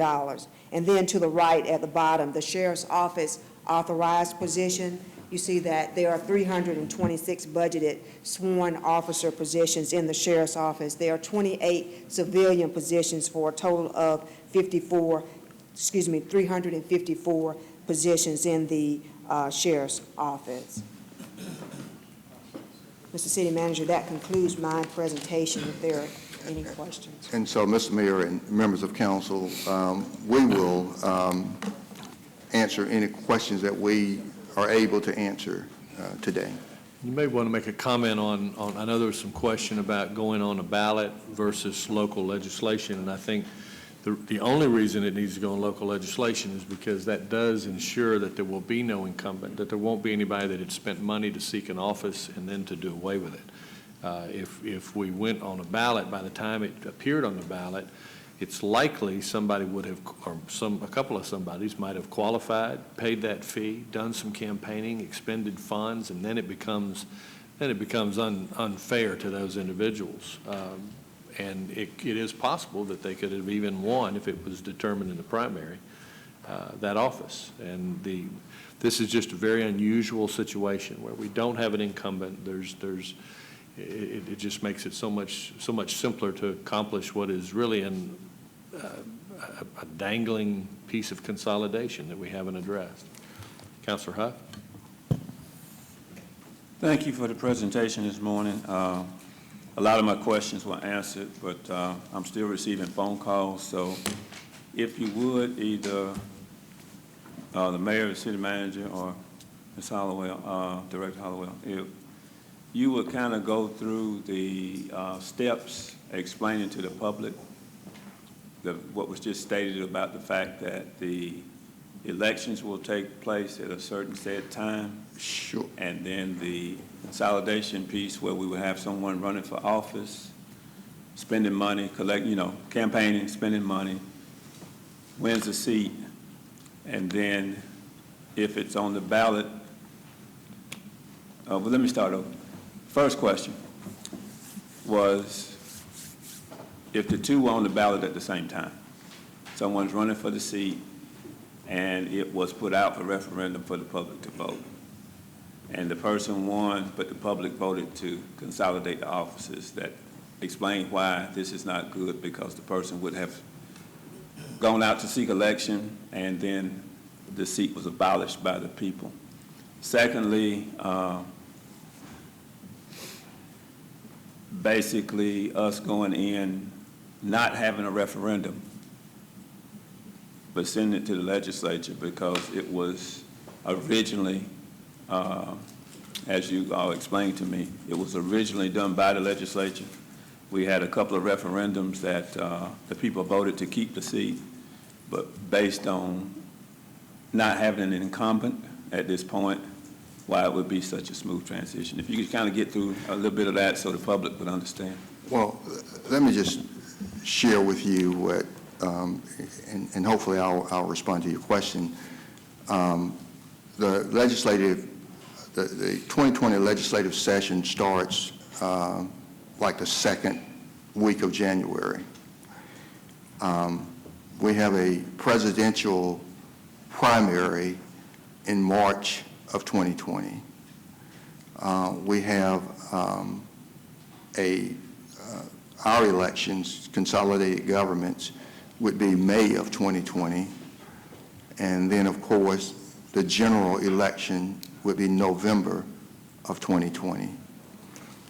And so if we're asking the legislative delegation if they were to proceed forward with as local legislation and it passes, then people will know that by March 28, whatever the qualifying date in March, that the office, that there's been local legislation that has consolidated the two offices, and they would not qualify to run for marshal. If the delegation asked for a referendum, that referendum would likely occur, I don't know whether it would be May or November of 2020. By that time, in March, someone will have qualified to run for marshal. And then there would be a ballot question, either May or November, I don't know what's required. And so that person very well would be fundraising and campaigning, and if it's on the same ballot, if it's May, there could be a vote to consolidate the two offices, and that person may win on the same ballot, and then you potentially have a conflict. If it's on the ballot primary in May and they win the primary for their party, Democrat or Republican, now you've got two people scheduled to be on the November ballot for marshal, when it may have been voted on in May, or it may be on the November ballot to consolidate the offices. And I think what I've just heard the mayor say, and the logic is that if there's no incumbent, obviously, and if you get a decision from the legislature, a timely decision, then people will know that that is not going to be an office on the ballot, a position on the ballot, and there is no incumbent. You're not displacing an incumbent, And so those are the options. I don't know if that answers your question. It does, it does. It walks me through the steps. To Director Hollowell, you were showing us that they would remain at their present pay, Yes. and they would also get a step up according to what we passed in what we have put in place in the past for the Sheriff's Department. So my question was the other day, as far as rank, if it's a consolidation, that may receive the same pay, but not necessarily the same rank? Is that? Well, and let me just try it that one as well. Consolidation would not be something new to this government and new to us. Right. And so if there are ranks over in the marshal's office, certainly I don't want to speak and can't speak for any elected official, but I can tell you what this government has done in the past and continues to do to be fair to people. So if there's a rank over in the marshal's office that's going to come into the new sheriff's office, that person, even if their title is not the same, and I'll just use this one as an example. You've got a chief deputy over in the marshal's office. You've got a chief deputy in the sheriff's office. I don't know the pay grade, well, it's on the screen, of the chief deputy. That chief deputy might come over to the sheriff's office as a major. But under no circumstance will that person get less pay. That person is going to either get the pay reform and that's designated for them to get and make more than the starting major, or that person is going to be brought up if they are lower than. So under no circumstance will they make less money. And so the title may not be the same. Instead of being titled chief deputy, you may be major. But you're going to, under no circumstance would you make less money. Okay, I'm good. And under every circumstance, you're going to make more money because they got pay reform over in the sheriff's office. And so this is not just to the sheriff, but it's, we can use the clerk of Superior Court, who just recently came into office, had a chief deputy, did not wanted their own chief deputy. They moved the chief deputy to a different position, and quite frankly, it was a lower level position. But that chief deputy kept her pay. Okay. She did not lose a penny. And then they brought on their new chief deputy as chief deputy at chief deputy pay. So that's how this government ensures fairness and that we treat people well. Okay, thank you. All right, are there any other questions from council? Gentlemen, did you have any questions or any comments that you wanted to make? The counselors have asked that you be afforded an opportunity if you'd like. Okay, thank you again for being here. We appreciate it very much. Oh, we do have one more, Counselor Davis. Yeah, I just wanted to add to the conversation here. I think, you know, as time goes by, and certainly we all know the challenges of this government. We know what we're dealing with on a day-to-day basis, especially with public safety and in the general government, what we're trying to accomplish. But when you have limited resources, whether it's financial resources and in some cases the personnel to provide these services, you've got to figure out a better way to do it. And I think we're at that point. We're at a crossroads now. I'm hearing in my district all the time people ask that question. Why are y'all not finding ways to consolidate and save and become more efficient in your operations? You always say you need more money, but why aren't you doing the other steps? It's all, you know, I'm always hearing that. And this is one topic that comes up all the time. And it's stated right here, there's really no other reason than to find a better way to provide the same services, maybe even provide them even better, more effective. But provide the same services, but do it in a more efficient, effective way and from a financial accountability standpoint. And it says it here, the combined agencies will produce a greater efficiency, economy, and savings to the taxpayers. We all have to remember, this government is provided for and by the citizens of Columbus, Georgia. Everything that goes on, it's the marshal's office, the sheriff's office, CPD. Really, at the end of the day, the ownership is the taxpayers. And there's a mission that's provided by these services and what their various responsibilities are and what they're supposed to do and what they're supposed to provide. And we all have to work together within that. But at the end of the day, it's the citizens of Columbus that's being served. The people in the departments have a fiduciary responsibility to manage it. They're just some of them are managers, whether elected officials or just department heads. They're managers. They're supposed to manage those departments for the citizens of Columbus effectively, correctly, appropriately by the laws of our state. The personnel working there are under responsibility to provide those services in a right manner. That's what's happening here, just like any other business. So we can find a way, and I'm understanding both offices are providing the same services. But combine them, if you can find a way to do it better, it's a no-brainer to me. But at the end of the day, you really have to look at this as a win-win situation for everybody. It is. And ultimately, I would be 100% in favor of any savings, which you would create savings, and merge in the departments to stay within the department. And actually, what we've been doing is trying to create, right now, the Marshals Department, we haven't been able to do anything for the employees there because we have asked our public safety departments and general government to stay within their budgets.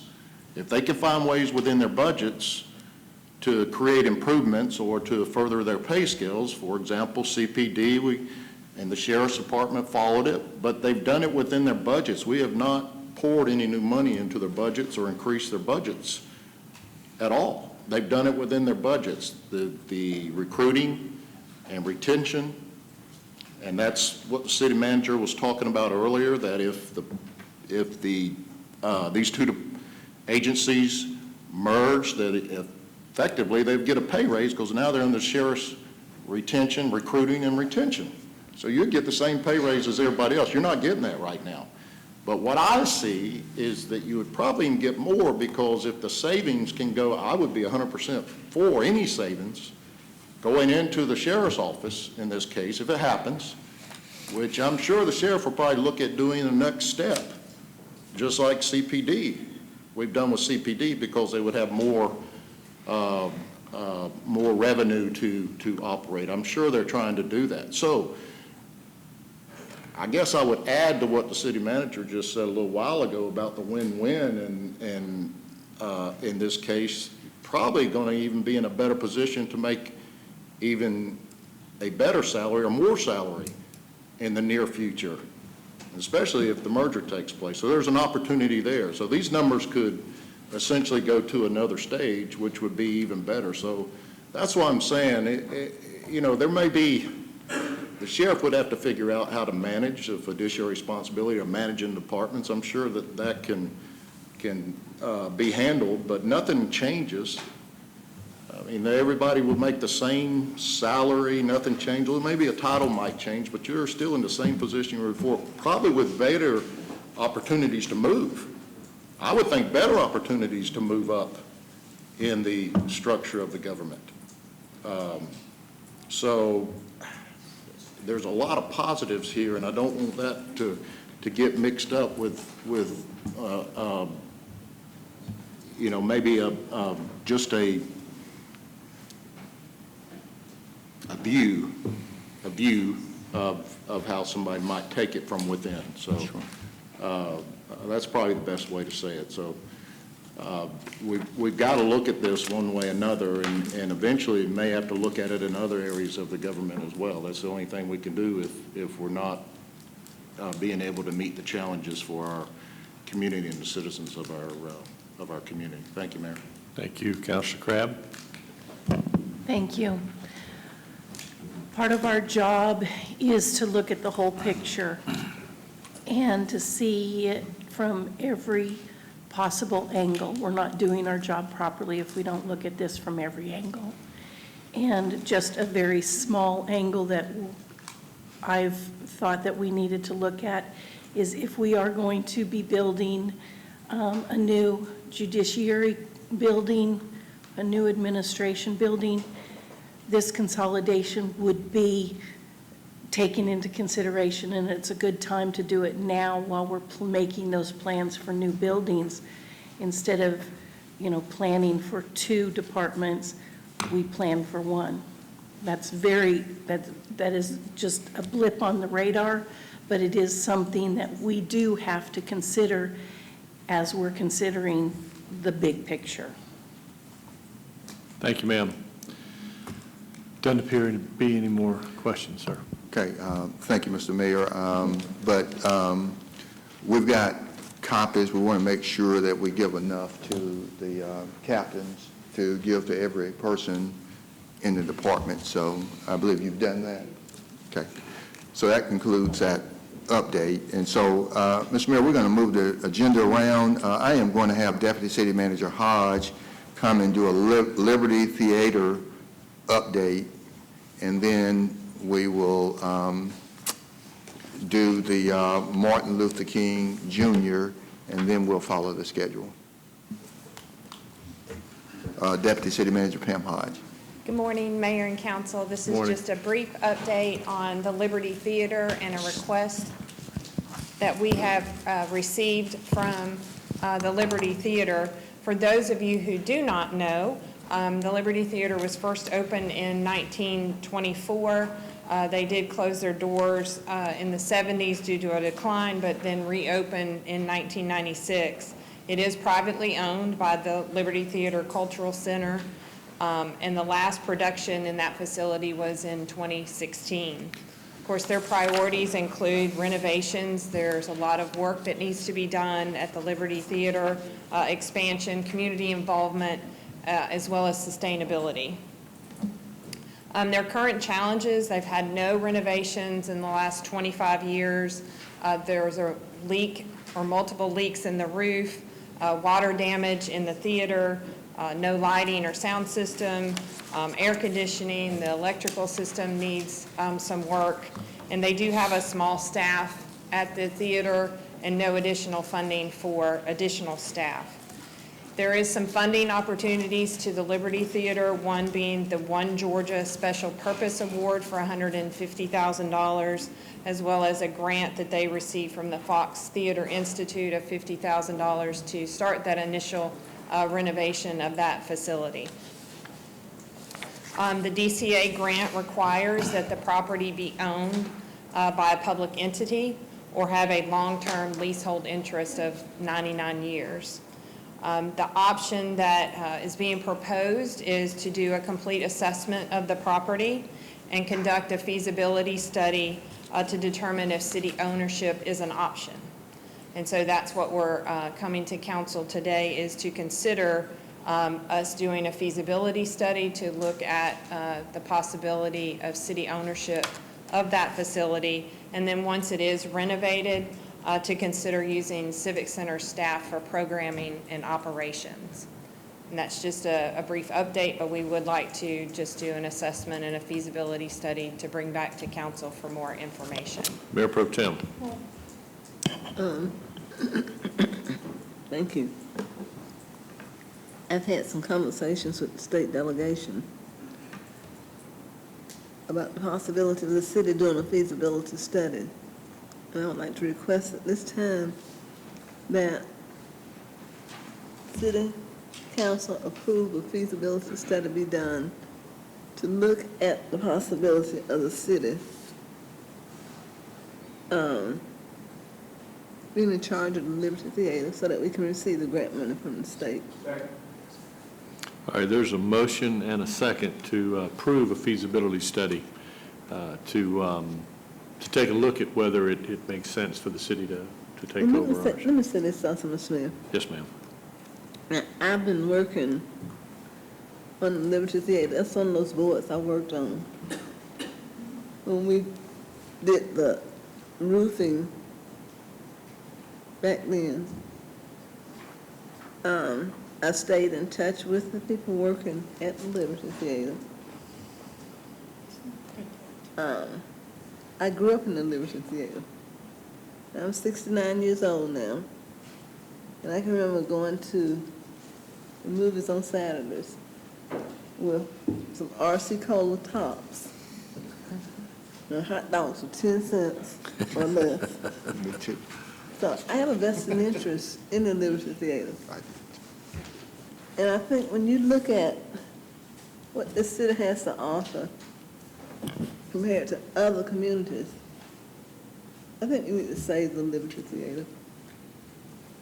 It's a jewel in our crown. And I don't think anything I'm asking is any less or any more than what I asked when I served on the River Center Board. And we asked the city to be involved in that too. All right, very well said. We've got a motion and a second. We've got a couple of comments. Is this to the motion? Councilor House? Councilor Thomas? Ms. Hodge, feasibility study that you're proposing here, one of the next bullet points on that particular slide says that once the Liberty Theater would be renovated, to consider using Civic Center staff to staff that facility. They have a small staff now. Will that issue be part of the feasibility study? That will come back as part of the feasibility study. We'll evaluate not only the facility itself and the structure, but also the operations of that facility and the expenses related to that, which would include the personnel. And the feasibility study includes how much the city would have to pay to purchase the facility, what we're looking at for renovations, and then what kind of staffing. That's correct. The entire picture. And the initial thought is the Civic Center could use that as an additional venue for smaller activities that they could use and program into that facility. So that will all come back to council for consideration. I know that the Liberty Theater has a very small staff now, and I would not want to displace any of those folks unadvisedly. So I would like for that to be specifically part of the feasibility study. Sure. Thank you.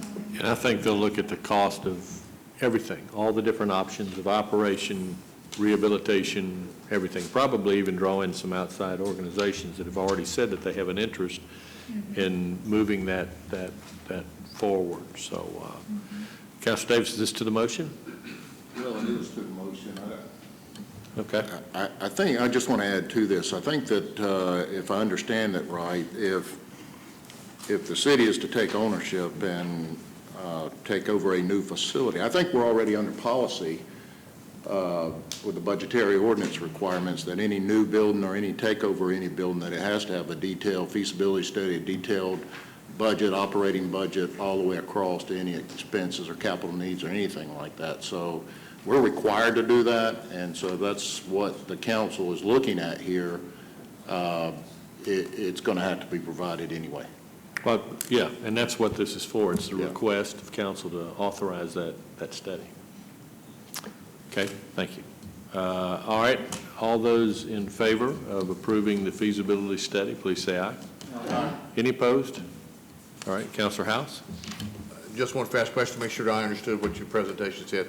Those two grants that you mentioned, the only way to get those grants is if we take ownership. Is that correct? On the DCA grant. The The DCA other grant. grant They is could not get now. required for municipality to Okay. own the facility. All right, thank you. All right. Mr. Mayor, if no other questions on that, I am going to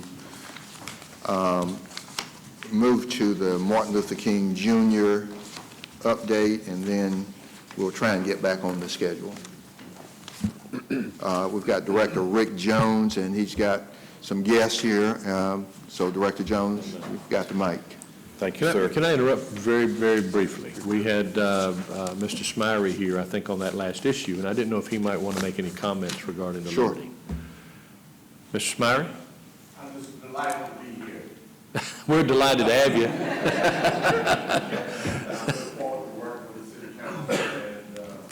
enjoyed the meeting last week, and city manager and members of the council, thought it was one of the most robust discussions we had.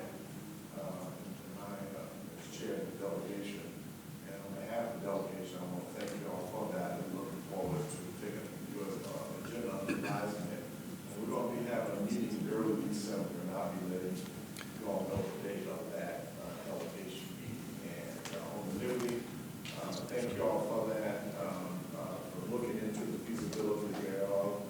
I chaired the project development team to build Liberty in 1994, and city councilor, Mayor Pro Tem, Great.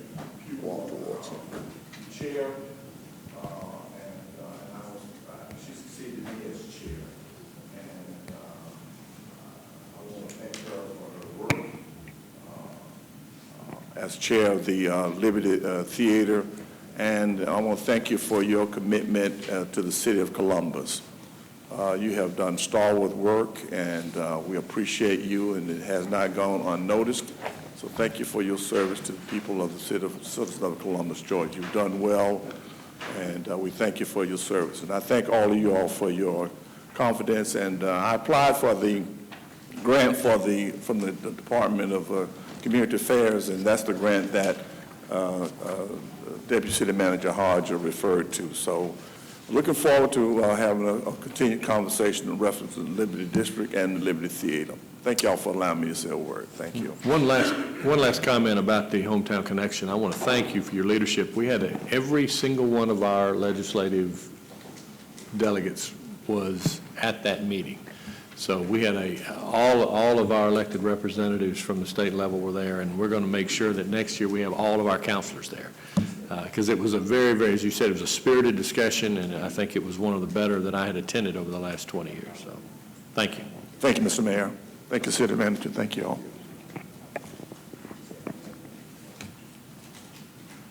I'm sorry. Thank you for allowing me to I'm sorry. butt in. Director Rick Jones, it's on you. Good morning, and thank you for the opportunity of being here. We want to come and give you a brief update about this Martin Luther King Jr. Outdoor Learning Trail and where we stand with that. You may recall a few years back, the city manager asked the planning department at that time to go out and do an actual plan to actually improve MLK Jr. Boulevard in terms of doing some streetscape work and trying to come up with overall design concept. Part of that, though, we determined was the rich history that was along that roadway, particularly in dealing with African Americans in this community over the years, and some of those struggling with the civil rights movement in the 60s and so forth. And so we thought it was an important element here. Mr. Ronzel Buckner is here from Turnaround Columbus, and to Mr. Buckner's credit, he picked up the ball and ran with it. And we're at the point now where we want to show you what these panels will look like when we get to that point.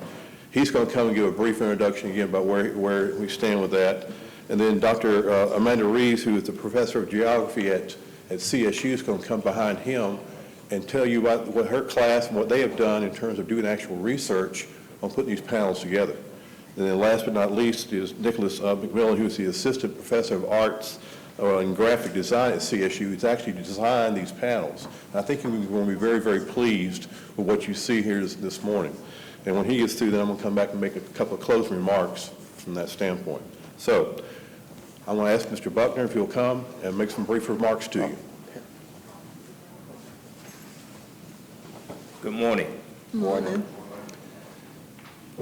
As I said, and I listened to what's going on here about the Liberty Theater and also now about the Martin Luther King Outdoor Learning Trail, it makes me feel good because I see a vision that is now coming true.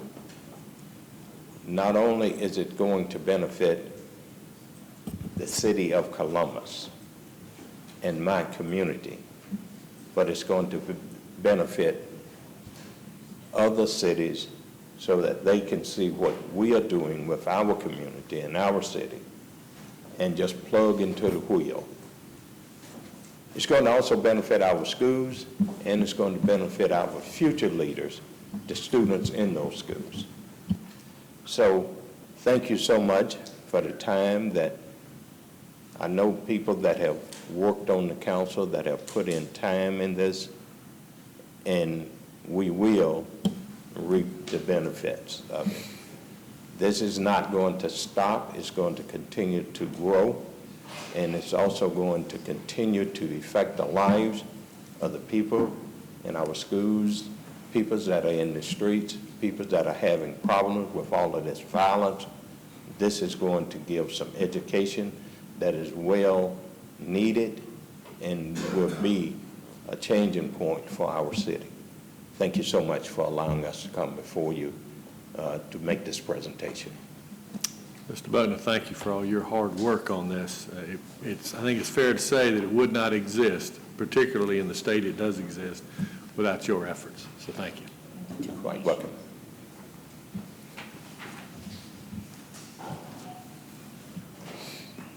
Council members, Mayor, City Manager, thank you very much for allowing me to share some of the work that my students and I over the last almost 3 years have been doing on this project. So this isn't just a one-off, one-class thing.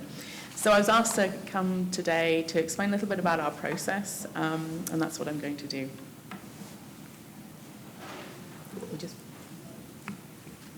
All right. So as community geographers, what we do in our classes is actually partner with an organization in the city and build the class around that project. So Mr. Buckner approached us several years ago with this project, and for the last 2.5 years, we've been designing a couple of different classes around that project. So what we do broadly is really help create partnerships amongst folks experts in their fields, communities, our students, and try and solve a problem in the community. So we're also very focused on shared authority. We're not coming into a community to say what the history is. We have some techniques and skills, but we actually have to work and do work with our community partners to really engage with the history of that community. And I'll talk a little bit more about that in a moment. Who my students are, they're either history educator students, so secondary education, social science typically. So I am actually training social science teachers in Muskogee County, and the other group that are usually taking my class are geographers who do GIS, who actually end up sometimes getting jobs in the planning department of our fair city. So the reason I really like doing community-based projects is the fact that my students are going to be living here and working here and being part of decision-making.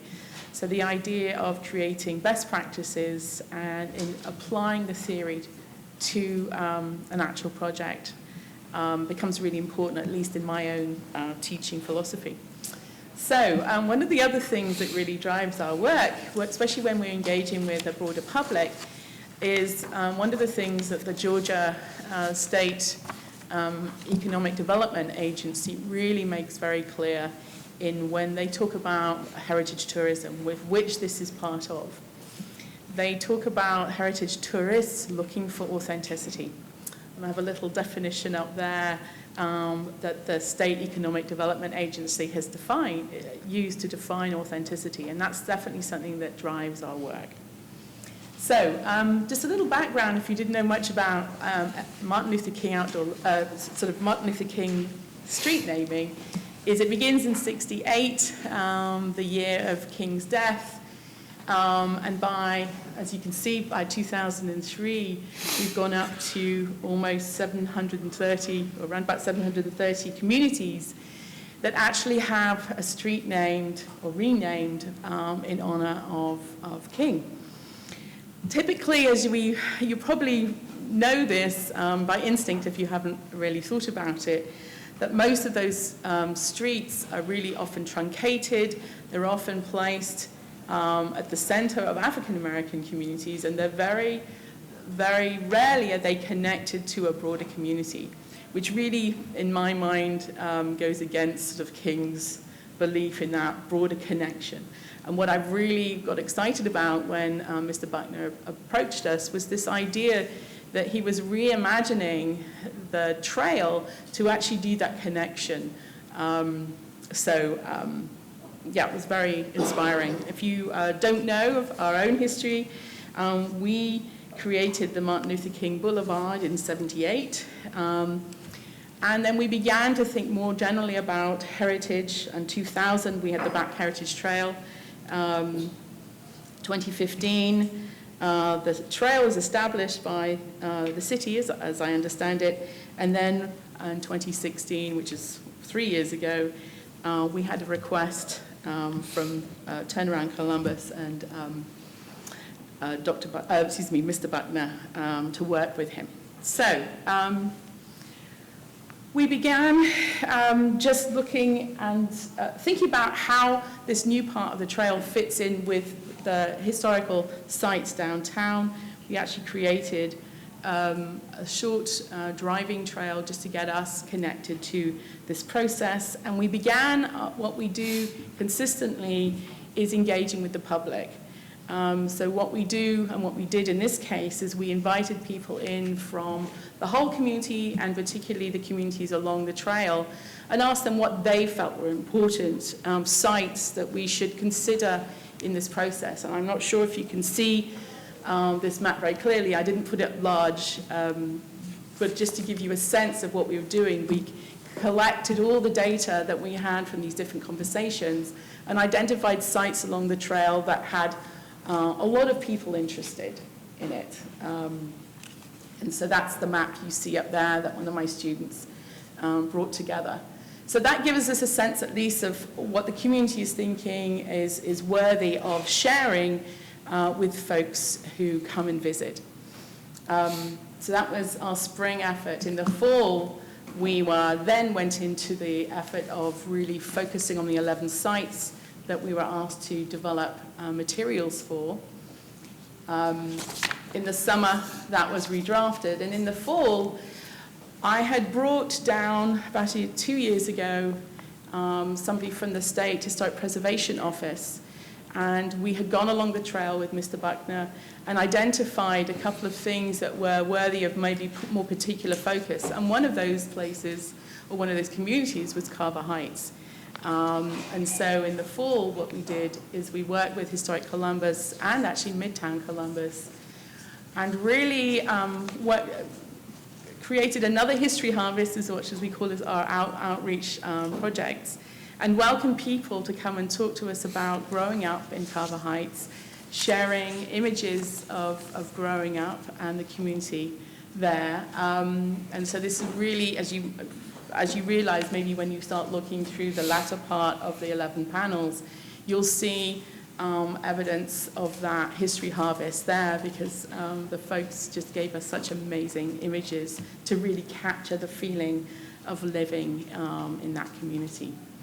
So we often are working in partnership with a bunch of different organizations in the community. And in January, we actually had a chili evening meal. And we invited folks in from the Carver Heights neighborhood to see some of the text panels that we have been developing to get some feedback from them. And just also talk a little bit more about maybe some changes that they might want to see and how to help affect that. And so along with Historic Columbus, who has funding for facade loans, and then Midtown Inc., who is often at the forefront of urban regeneration. That was in January. I believe in January you got the first iteration, a sort of a booklet that we put together with the images and the text as part of a presentation to the council. I wasn't here, but I think the planning folks gave you that and an overview. So then we come to the summer when I found a phenomenal collaborator at CSU, a graphic design colleague, And then we got to work. And so when you get to work with a graphic designer, then you have to really think about how the images and the text relate to each other. And so that took a couple of months as we are managing other things too. And now we are here.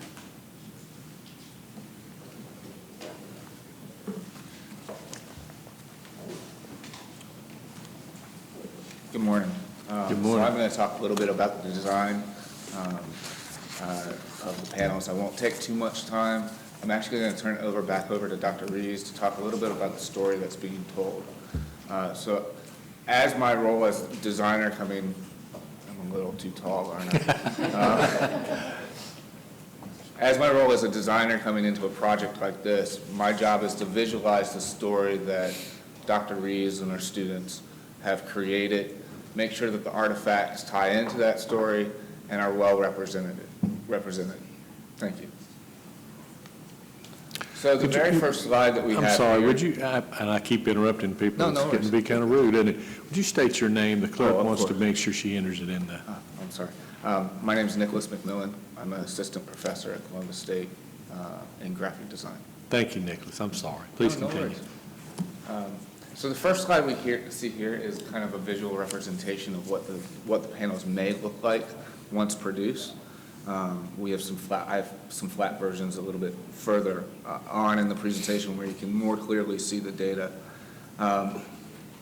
And, you know, just your basic kind of frame construction with one small difference of it having the turnaround Columbus, some typography up there, and a logo of the foundation that is responsible for the funding and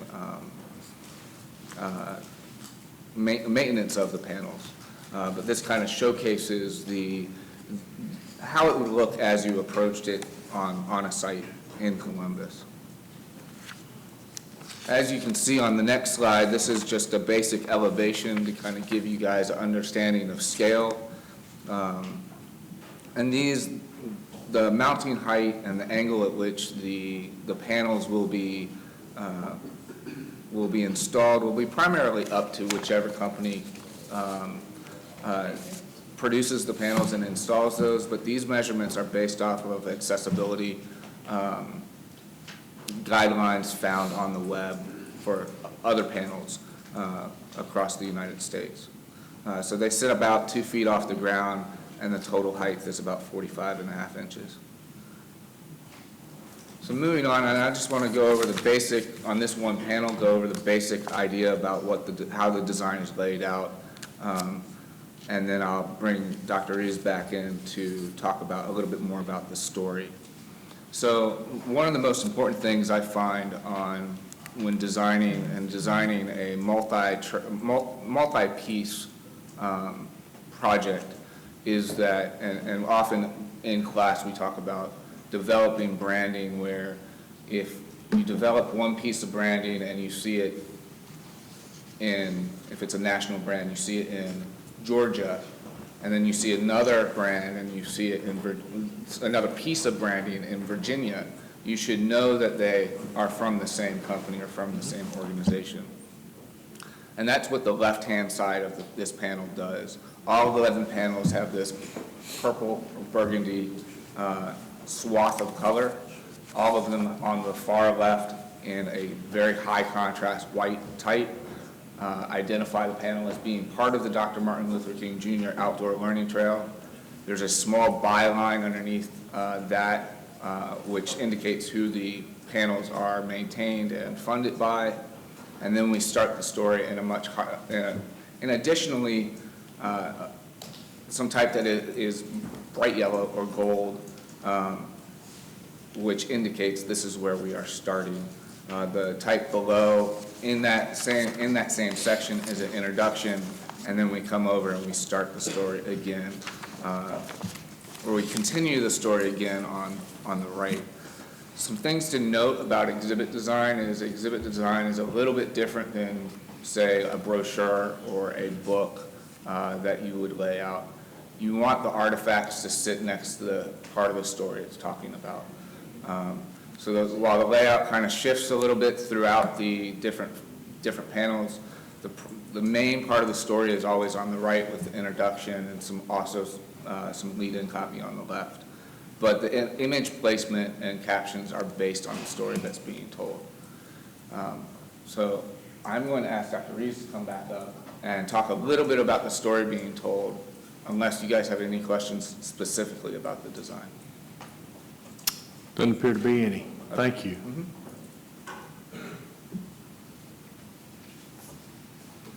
So there are 11 text panels. Sorry, is that better? Yeah. Okay. Bit of a difference in height there. 11 text panels.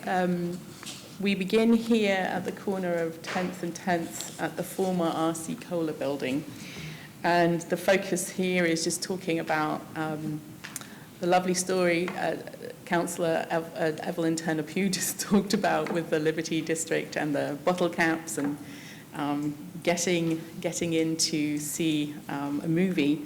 So we're talking about that. We're talking about how a white-owned business was connected to the black community in terms of hiring and employment, as well as getting to have some entertainment, and how the actual business itself began to shift to focus on engaging with black consumers in the mid-20th century. The second item or site is the YMCA along a little bit further along the trail, on the Martin Luther King Outdoor Learning Trail. And we took that opportunity. This obviously isn't the Y that was there in the city in the mid-20th century, but it is, it recognizes A.J. McClung, who was, of course, for a short time mayor of our city. And this was, the Y itself as an organization was really a place where young African-American residents actually developed the capacity for civil rights leadership. And so it's an interesting site. So although historically the building is rather new, we focused on the institution as part of that story. The third image, or the third text panel, is actually just looking over the road from the Y at a dentist's office and talking about Dr. Cook, who is the dentist there, and how he became part of the city in the 70s onwards, and rethinking how to bring in a black middle class medical providers that he worked tirelessly on. This is also a site which gives us another opportunity to talk about civil rights and the history of our community in that broader context. I think one of the interesting aspects of sort of public history in the city is that we don't often hear about what happened in Columbus in relationship to the broader swath of civil rights history. How do we compare to Montgomery and some other folks and other places? So this gives us a little bit of a sense, along with the Y text panel, which basically will be sitting pretty much close, right next to each other, as people will either walk or stop and get off their bikes and read. This next one is right by Spencer. It's the back of Spencer and Marshall schools, and so we took this opportunity to look at education and leadership in our community from pretty early on. So we were able to find some images, quite difficult to dig up, surprisingly. And then we also wanted to recognize that Spencer has moved 4 different times in its history, which I think is, it speaks volumes. And so we just wanted to recognize that this is part of a series of other moves, and gives us a sense of perhaps the impermanence of some of our educational institutions in the city. The next one is Radcliffe community, and one of the interesting things about this community is the school that is no longer there, unfortunately, but it was a really radical, very early effort in the history of Columbus to make sure that African American children were getting educated after the end of the Civil War during Reconstruction. And so there was not a lot of funding locally for that. And so there was some interesting relationships that Southern Black communities had with Northern sources of charity to help support the development of Black education. In fact, Sears and Roebuck, the founder, actually had a plan or a project to provide about 50% of the cost of schools for African American youth in the South, and it would be, the other 50% would be met by local funds. So that's the story of that site. Brewer Elementary is the next site where this text panel is. Oops. And you can see there, this is really telling the story about Dr. Brewer and his role in the long evolution of civil rights, going from voting rights in the 40s on up. So that's that site. Carver, the amazing new Carver High is focused on, and we tell the story here of desegregation. This is not the only story at the moment being told about desegregation. My colleague, Dr. Sprayberry, in my department is working with folks at Columbus High, doing a lot of oral interviews. So this is actually an interesting flowering of this story at the moment to talk about the role of segregation in the city. Then we come to Carver High, Carver Heights subdivision, which we have 3 text panels on. We are focusing on one of the folks that helped develop and establish Carver Heights as a real estate agent. And you can start to see some of the pictures now that we picked up from our History Harvest. This great image on the top right of Carver Heights, homes being sold. We've done an analysis of the development of Carver, as you can see there. Then we talk about redlining in this next image, and how important Carver Heights was, because it was one of the first places that the African American middle class in the post-World War period could actually use a mortgage, a federally backed mortgage, to purchase a home. As you are very well aware, I'm sure, housing was only desegregated. The sale of private homes using a federal mortgage was only desegregated in the mid to late 60s.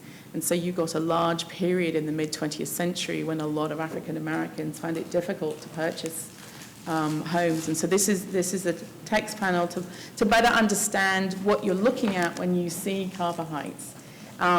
These are amazing, very stout brick buildings. They're now, there's been a flurry in architectural history, and they're called the American Small House.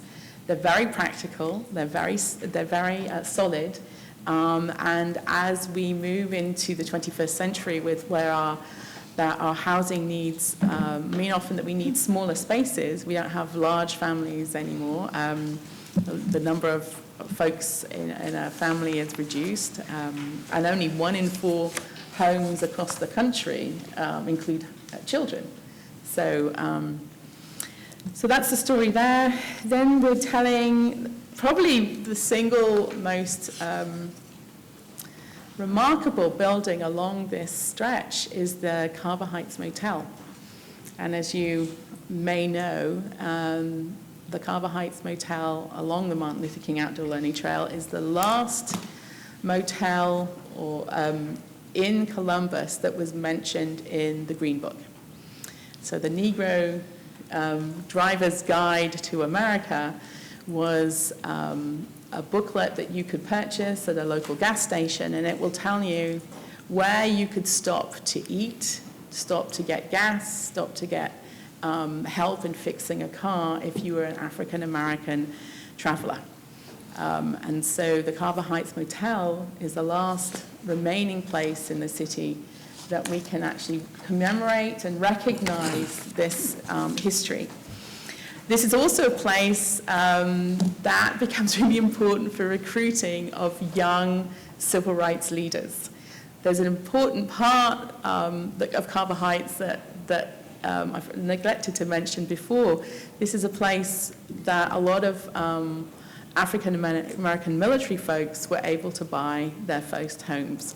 And the reason why we see like SNCC coming down and recruiting to help desegregate the library is they actually stay at the Carver Heights Motel, and all of a sudden they are surrounded by Carver High School youth coming to the shops and buying, you know, a bottle of Coke or whatever, or maybe RC Cola. And they're recruiting them there. And one of the reasons that they did recruit there, and they recruited and quite focused on recruiting the sons and daughters of military folks, is that those military families would be less likely to receive local retribution in supporting their children in their work in desegregation. So it's actually a phenomenal space to think about our history. And finally, we take the last image, or the last place, is really almost at the corner where Rigdon Road meets Macon Road, which is actually also the site of our first military installation, Camp Benning. And although there weren't African American military folks there for that short period that they were there, it gives us an opportunity to talk about the African American experience in the military in Columbus. So those are the 11. I guess if you have any questions, I'm here to answer. Councilor Allen. Thank you, Mayor. I'm not sure who to direct this to, the design team or the doctor, about when you put these signs up, the displays, how long will they last? What type of maintenance will be required and that kind of thing? That's really going to depend on who is producing the signs, and I don't think that we've gotten to that step yet. So what we would want to look for in a company to produce these signs is somebody that can offer an extended warranty on, you know, these panels will last X number of years. But that would be part of that process of when we start to look at vendors of who's going to produce these panels.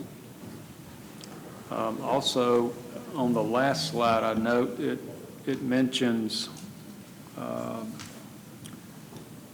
traveling in the footsteps of Black civic and civil rights leaders. Will there be some type of reference to all those who have served, the African Americans that have served in elected positions with the city, such as the Mayor Pro Tem? Good question. Yes. I'm going to go back first to the markers. The markers that the company that are making the markers are the same company that made the markers along the Lake Bottom Trail that advertised Columbus High School. That company is the one that's processing and making the markers. Martin Luther King Outdoor Learning Trail, my vision is this. Along Martin Luther King Outdoor Learning Trail, there's some barren land just laying out there. I want to move it to a phase 2 once we get this completed, because there's a lot of history that we can't put on 11 markers. And once we move it into the phase 2, we are looking at using some of the land that's there. It'll still be on the Martin Luther King Trail, because we are missing a lot of people like Mayor Pro Tem, my cousin George Buckner, a lot of people that we do not have there, but there's some land laying there and we can put a garden there.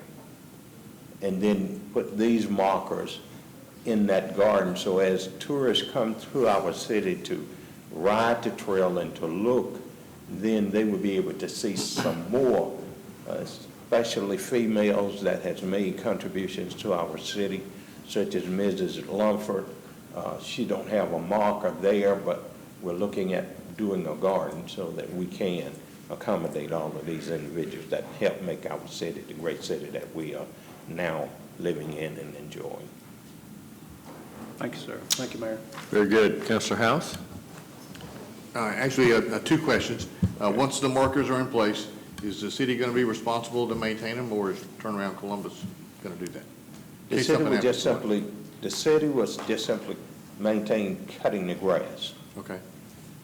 I have already talked to business owners in the city, in the African-American community, and they have adopted spots along the trail. They would be putting flowers, blooming flowers along the trail, so as tourists ride, they would see the beauty of it. Also, the fraternity have agreed to, if any damage that is did to a marker, then they will come in and move in and take care of that damage. We're hoping that we have enough funds, so if anything like that do happen, then we will be able to assist wheresoever we're needed. Okay. And I know in places, at least when the first time I saw the concept, this was going to cross over or mingle with the current existing Black Heritage History Trail. Have we sorted out, and this may be to Rick Jones, how that's going to interplay or not? Is it going to be two completely separate entities, or is there some intent to try to merge them at some point? Well, at some intent, hopefully, the vision is to merge them. Okay. The Outdoor Learning Trail is a catalyst to connect the history of African Americans within the city. Now, we can get people going into the Liberty District, into the Heritage Trail, and then those areas will become productive in putting money back into the city, and also being able to accommodate different types of programs in order to keep kids off of the streets, kids from dropping out of school. This is a learning trail, which means that it's going to be not only just there for tourists, but also there to educate and to teach our kids about their history. Not only our kids, but to all of the city kids about our history. Well, I think it's a great project, Mr. Buckner, and you certainly deserve our thanks for driving this ahead. So thank you very much. You're quite welcome.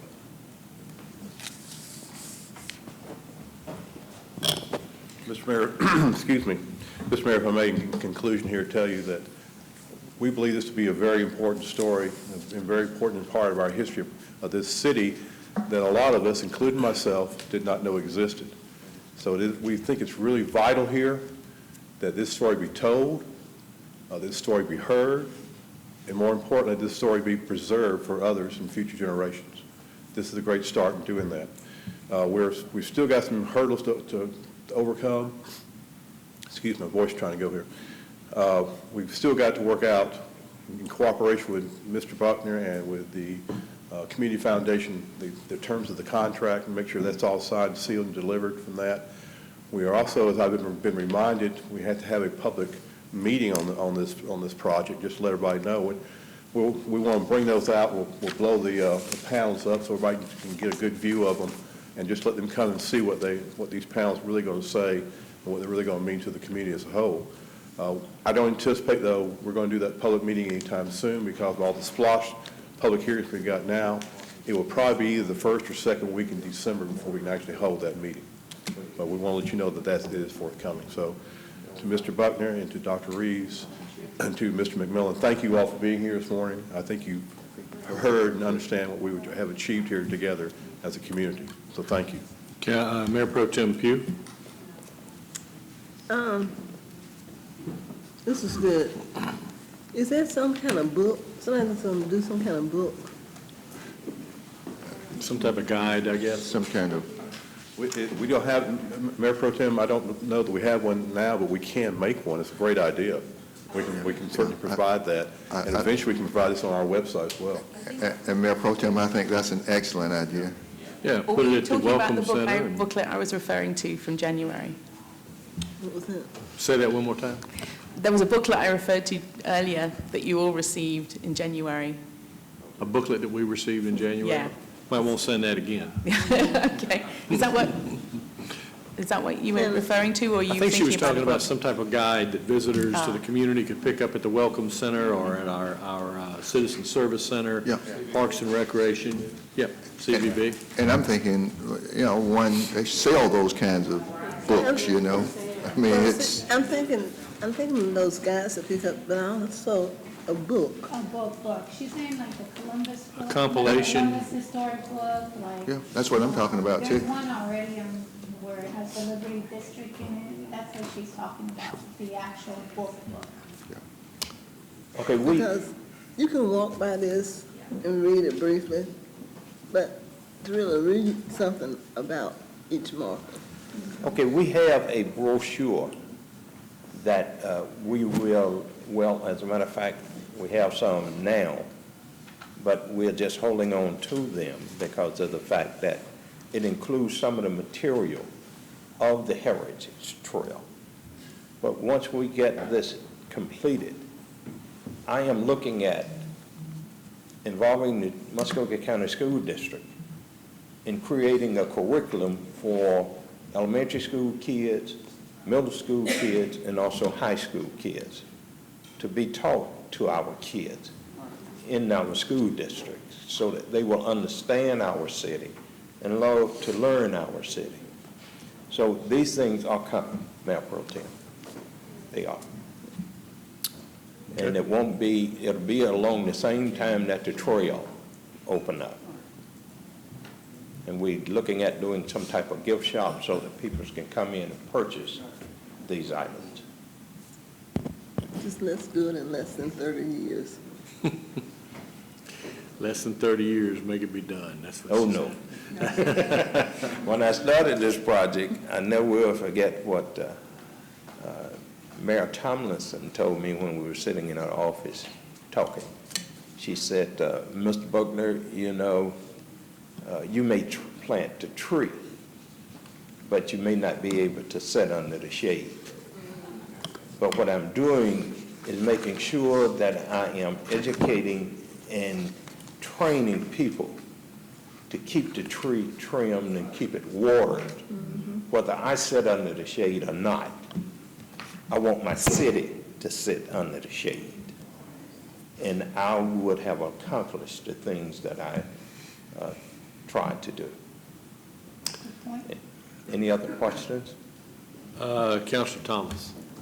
Mr. Jones, will there be, I know that when Councilor Huff started talking to us about this, he talked about having a place for buses that might go by to stop at these. Is there going to be parking for folks that need to, I'm not a walker, I'm a driver, and, is that going to be available to us? Councilor Thomas, we have identified initially some locations for these panels to go in. As I said earlier, that's one of the challenges, one of the hurdles we still got to overcome, is to make sure that people can get to these things safely and view and have the opportunity instead of flying by at 40 and 45 miles an hour trying to glance at it. So our intention is, yes, we're going to try and make it accessible to the public. Good. And the other thing that I wanted to ask Mr. Jones is, do you have any kind of timeline, any kind of crystal ball that tells us when this will be in place? Excuse me. If we do the public meeting in December, early part of December, and have all the contracts signed and so forth, we could probably be somewhere in spring timeframe. I don't know how long it takes for the manufacturer to actually produce the panels, but I would hope by spring we can have these panels actually in place in the community. Thank you. Thank you, ma'am. I think that wraps up the questions.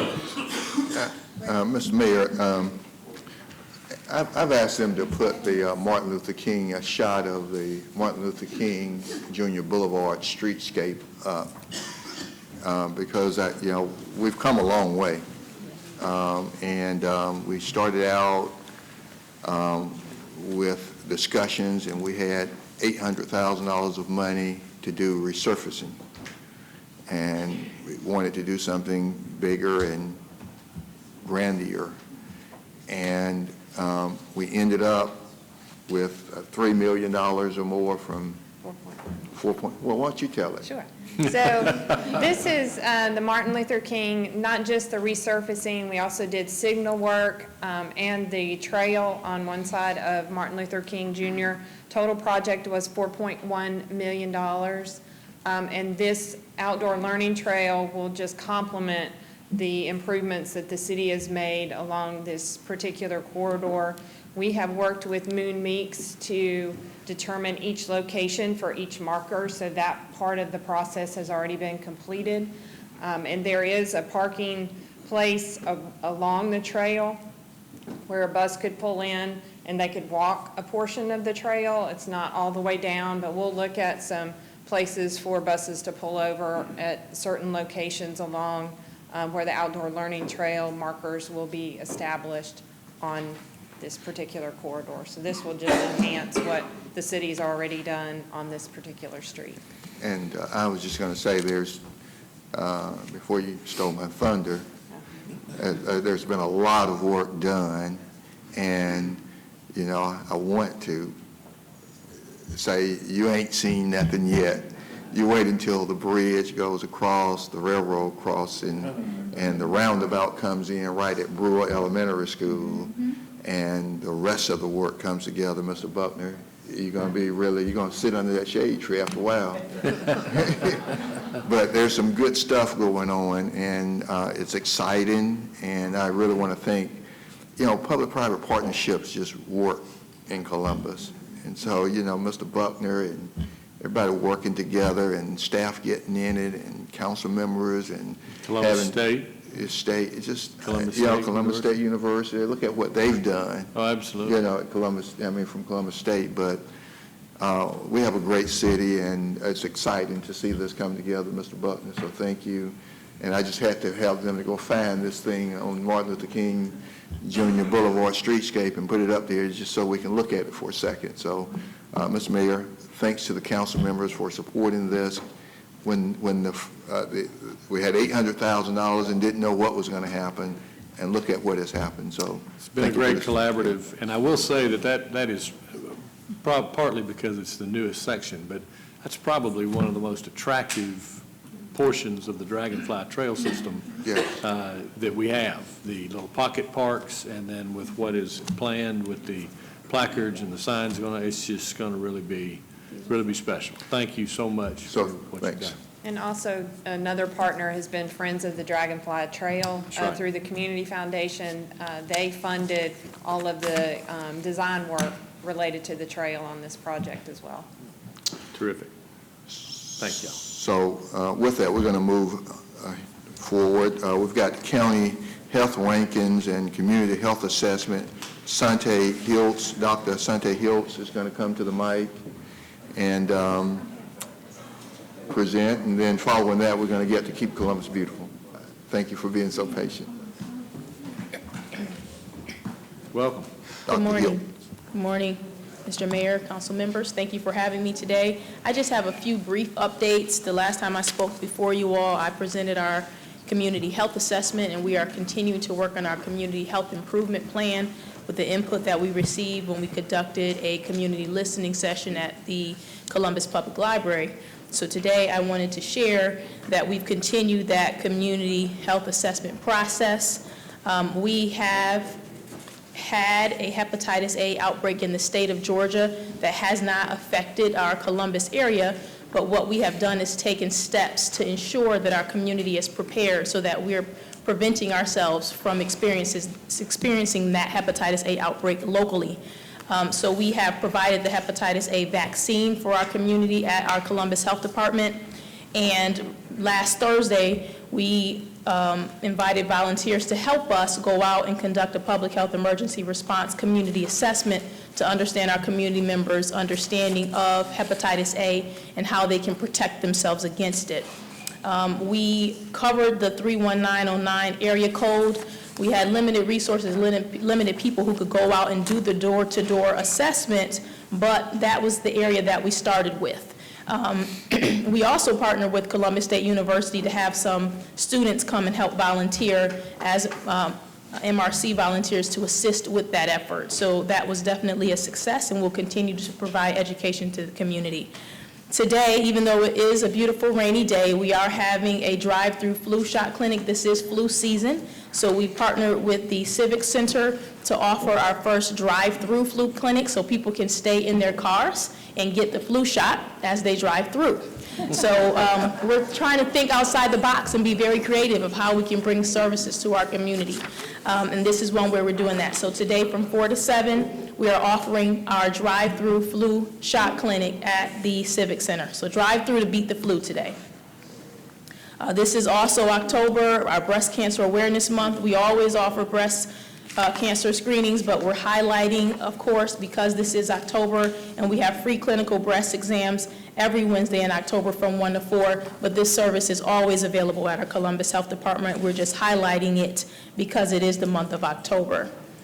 We have also, starting October 1st, initiated our very first PrEP clinic. PrEP is a pill that prevents HIV. HIV is still affecting our communities, and this is the very first opportunity that we've had as a health department to provide an intervention that prevents HIV. So we started that PrEP clinic. It's Monday through Friday from 8:30 to 12 noon every day at our Columbus Health Department. So we're spreading the word about that initiative as well.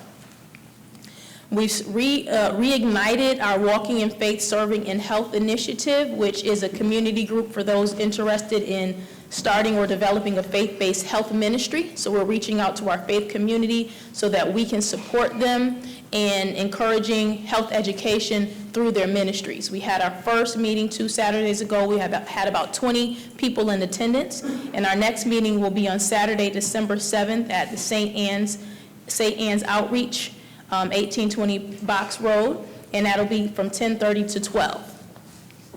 And lastly, we started in June with our Prevent Diabetes Educational Awareness Program. This is for people who do not have type 2 diabetes but who want to prevent it because they are either at high risk or have a family member living with the disease. So our goal now, because Muskogee County is impacted by type 2 diabetes significantly, is how can we prevent that? So we've started an educational program which services the community for 1 year. It's a big commitment, but it has a very big payoff.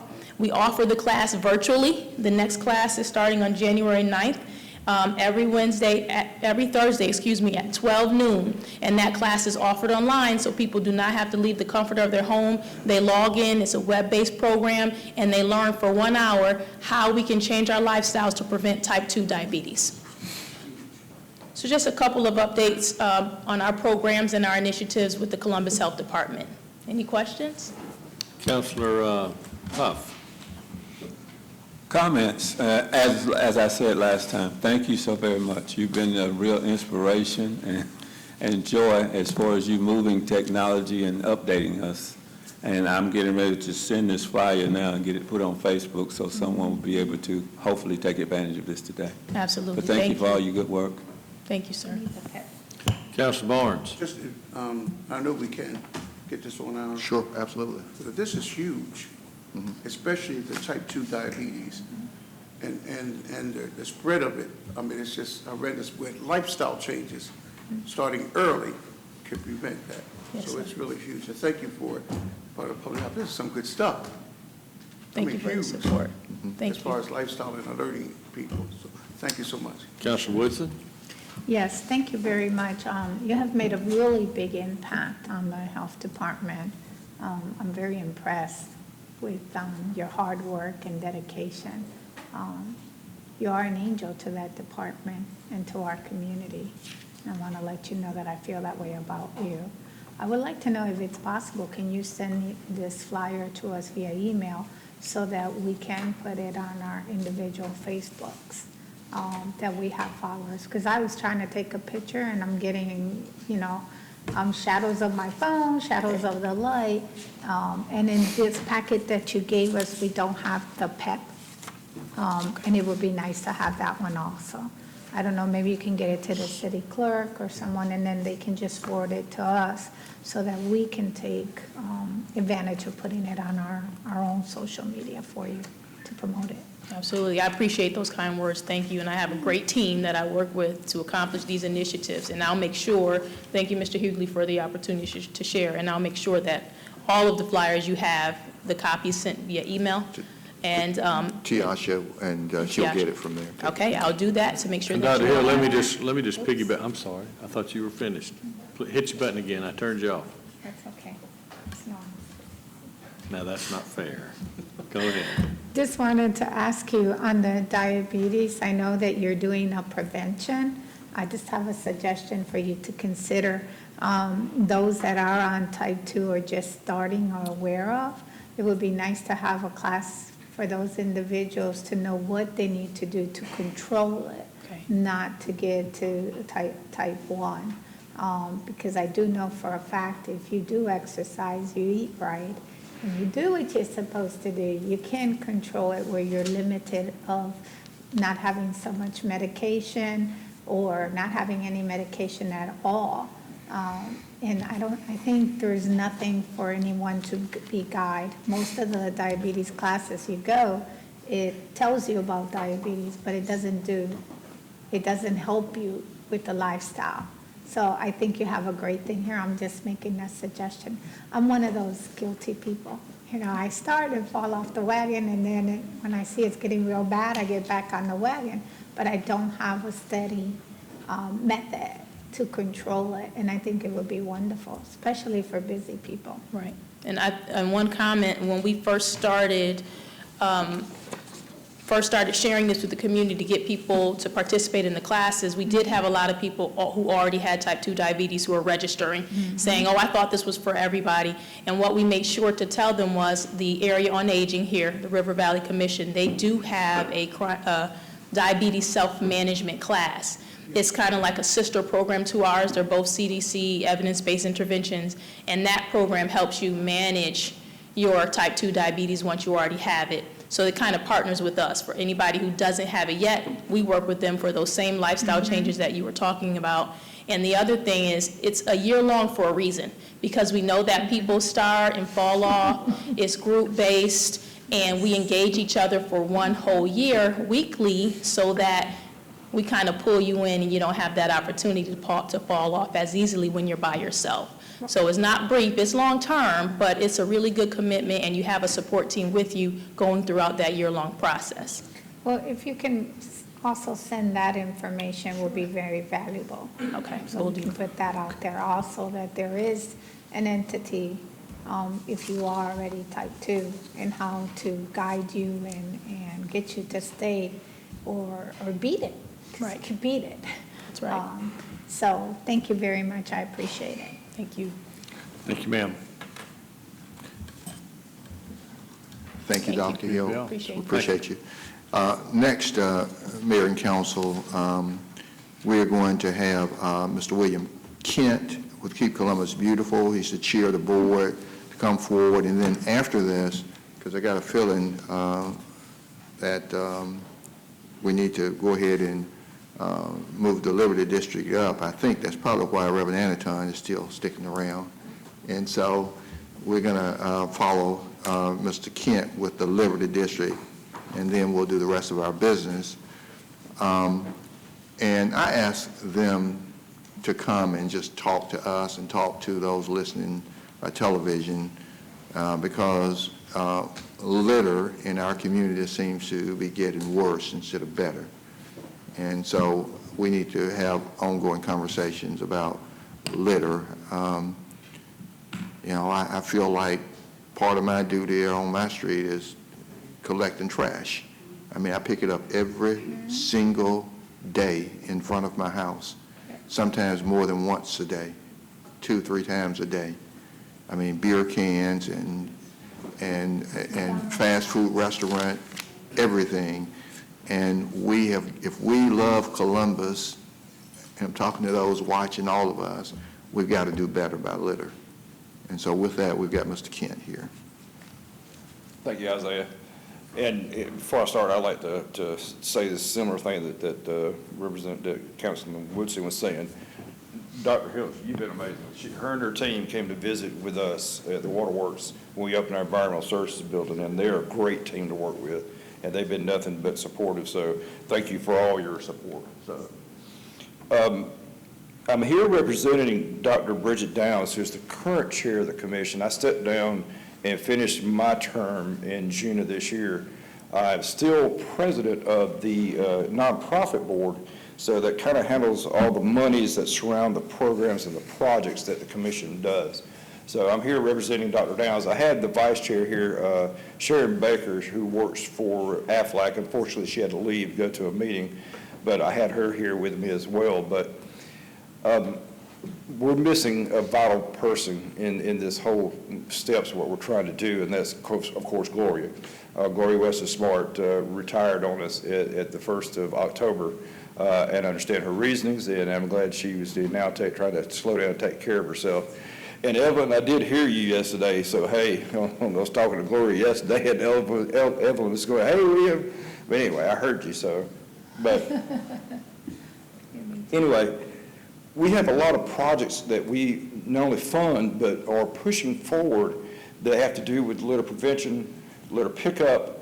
You know, of course, the mission for Keep Columbus Beautiful is to eliminate litter and blight and increase our quality of life in Columbus. And that's nothing but what we've been doing for the past, however long the commission's been going on. And of course, Gloria was a vital part of it for 20 years. And we're trying to do it, but like I did at a presentation for our water board here recently, and the mayor was present to hear this about Help the Hooch, is that every year we get between 10,000 to 11,000 volunteers to come out in the community in both sides of the river in Harris County and Fort Benning to pick up trash along our rivers, along the river and creeks and streams and our streets and our schools. And when you have that many people for so many years, you expect the tonnage to go down, and it does not. It actually stays the same or increases as time goes on, which tells me that people don't care. And one of the missions that we keep pushing is education, try to help the community understand, if you throw this on the ground, this is shame on you. This is your problem, your fault. You did this. And it doesn't seem to be reaching them. We were able to secure a grant this past year for a project we kicked off first of the year, in which several of us have been running PSAs on the TVs, on the local news channels. I know you've probably seen them, about talking trash. And the other thing we have done on this project is actually use the $25,000 we got from the Mildred Fort grant to actually produce things that we can give to some of our restaurants downtown and some of the others. Unfortunately, we didn't have enough money to do enough for everybody, but we developed these coasters that are biodegradable and they're recyclable, that actually have a slogan on them, and I'll pass these around for you to see.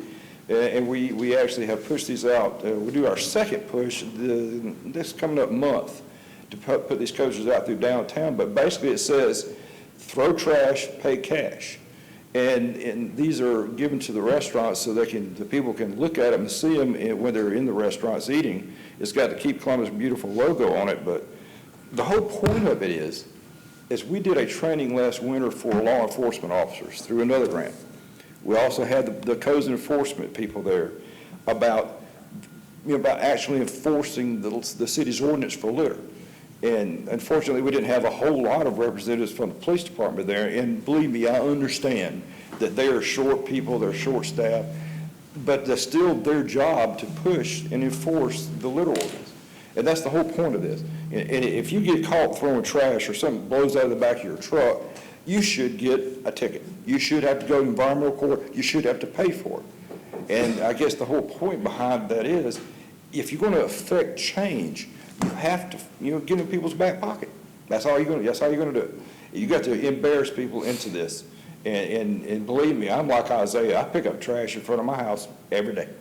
If somebody drives by, and I live out in Eupatory, if somebody drives by and throws it out, they just don't care. So how do you make people care? And that's the question that I've got, The projects we have going on this year are going to be driven by the new director, which I am glad to say that Pat Bigler, the Public Works Director, and I were sitting on a panel that interviewed several very good candidates, and we've chosen one, and she will be coming on board the 4th, is that right? The 9th of November. And we'd hope she'd come today for the council meeting so we'd actually introduce you to her. But she'll be here on the 9th, and we'll try to get her to council so you can actually meet her. But a lot of energy, a lot of talent. We had a huge pool of people that we interviewed or actually had applications for, a lot of talent out there. But this young lady stood out. She actually blew us away in the interview. And I was fortunate being the chair of the nonprofit group to sit on the panel to interview this person, and I think you'll be pleased. I think she'll do us a great job. I'm curious to see what her vision is for the commission and how to move it forward, and she'll be coming on board soon. So I'm willing to take questions from you of what you think we should do. We can certainly pursue more grants. We can certainly do more as a nonprofit. I keep pushing my board to do more and more to try to help support this whole vision of trying to clean up the litter. As a utility, and I'll speak from the Columbus Water Works perspective, it is our #1 source of pollution. And I know I've stood here and told you this. Trash is our #1. It is a source of pollution that we have to slow down and stop. I wish I had some pictures, but if you go south of here to River Bend, how many folks have ever been to River Bend fishing? There are islands of trash down there. Because where's it coming from? Us. Coming out of our creeks and streams. And that's where it winds up, where the river widens out and slows down. And it's terrible. I've sent my crews down there to try to help the River Conservancy do cleanups down there, but I wish I could show you some of those. And maybe that's what we need to show the public. Maybe we need to show them. This is what happens. This is where it goes. And it's our water source. We've got to protect it. Councilor Huff. Whoop, hang on, coming. There we go. In thinking through what you just said about the trash and being able to enforce it, to get in wallets to make sure that it's done, have you done any research on areas that have a real clean community on what's working? And I'll speak to the trainer that we had here. He is from Albany, and he was talking about some of the areas that he visited and some of the people that he's trained. And there are some areas of the state that are really pushing it. I mean, I'm not sure if the larger cities, but some of those middle-sized cities are really pushing it and doing a very good job. He actually shared with some stories and some photographs of some areas and how they were able to achieve that. So the trainer was able to share with the officers that it can be done. You just have to do it, put the concerted effort in it. And I understand we're talking, this is a minimal crime, compared to, somebody shooting somebody, those kind of things. And I know they have a lot of things they have to focus on, but this should also be one of them. So. Okay, I was wondering, because, in traveling, sometimes you basically enter, excuse me, other states and communities, and you never see trash at all. And I was just wondering if there's any information out there that may be beneficial to us, piggybacking with some others to say, well, they did it, steps A, B, C, D to help us out. And I wish one of my commissioners was here. She actually was driving through Mississippi a few months ago, and the state of Mississippi actually puts it on their signs. It's something like, your mother taught you better, don't throw litter or something like that. Yeah, and it's absolutely true. My mom, she taught me better, and maybe that's what we need to do, that kind of thing, Okay. and share it here with people. We're not going to tolerate it. And your mama wouldn't tolerate it. Right, you're right. Thank you. Councilor Crabb. Thank you.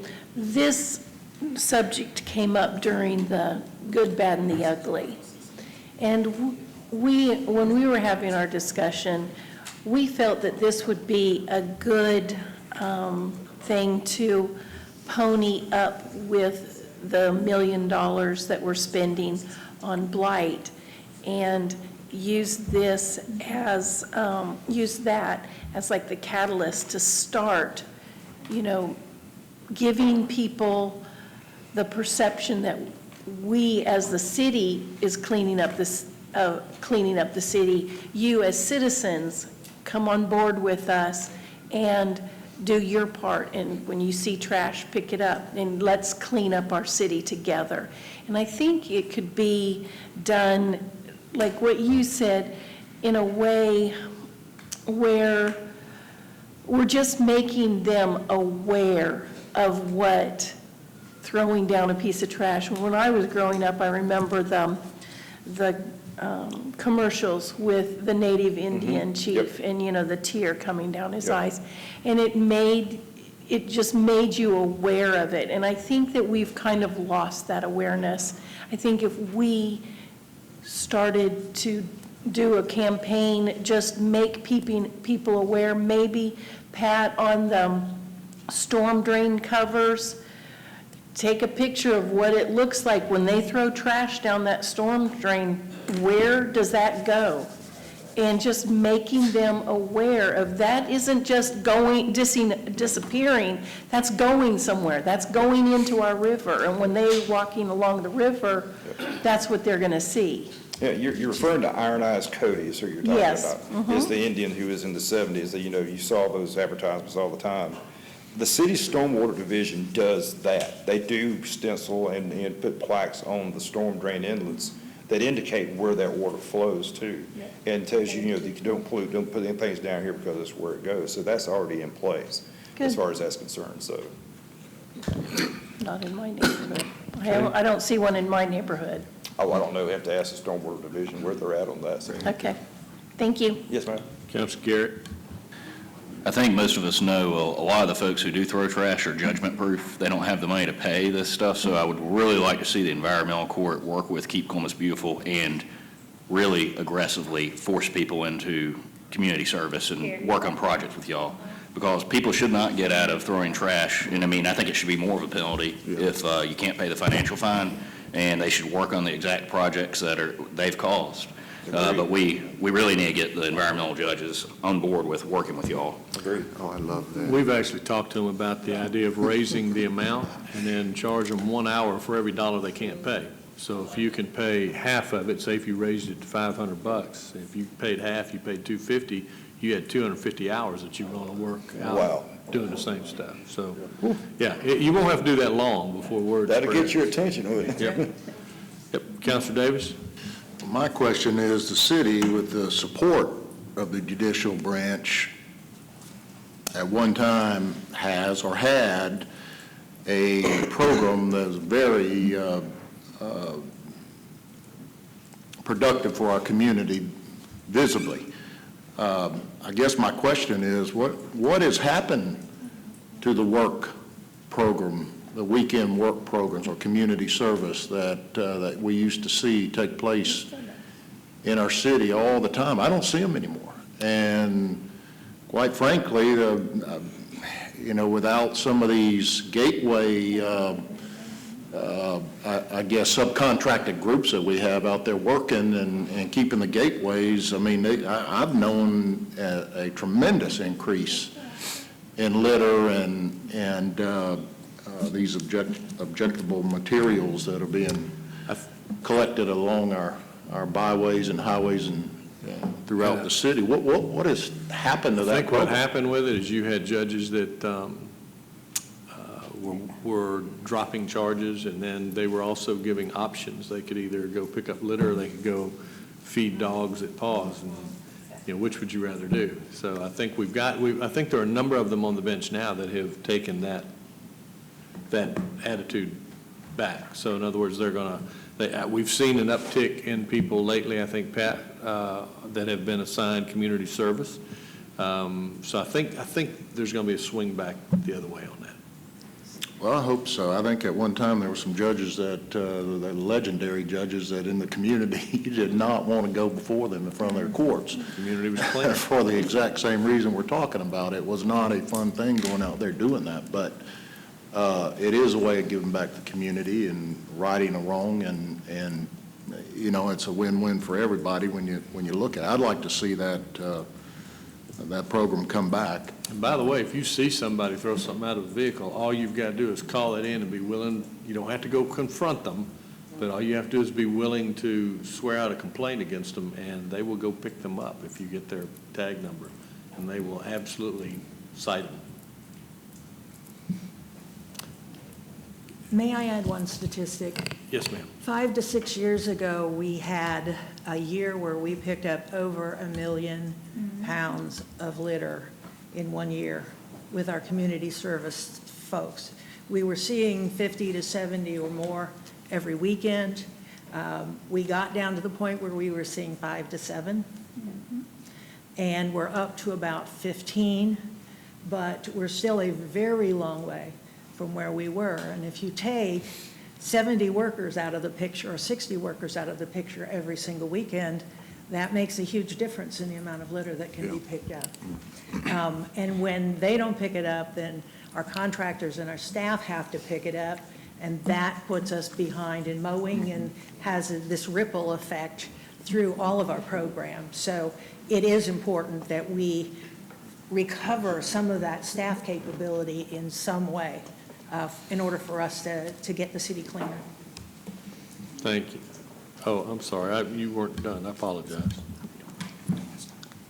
You know, I would like to say, I've seen in other communities too, Mayor, and I think a couple of us up here have maybe mentioned it at a time or two. We've talked about parking matters and parking issues and things like that, and then you got litter and all. Well, look, we've got people out there that need some help, and they're willing to work.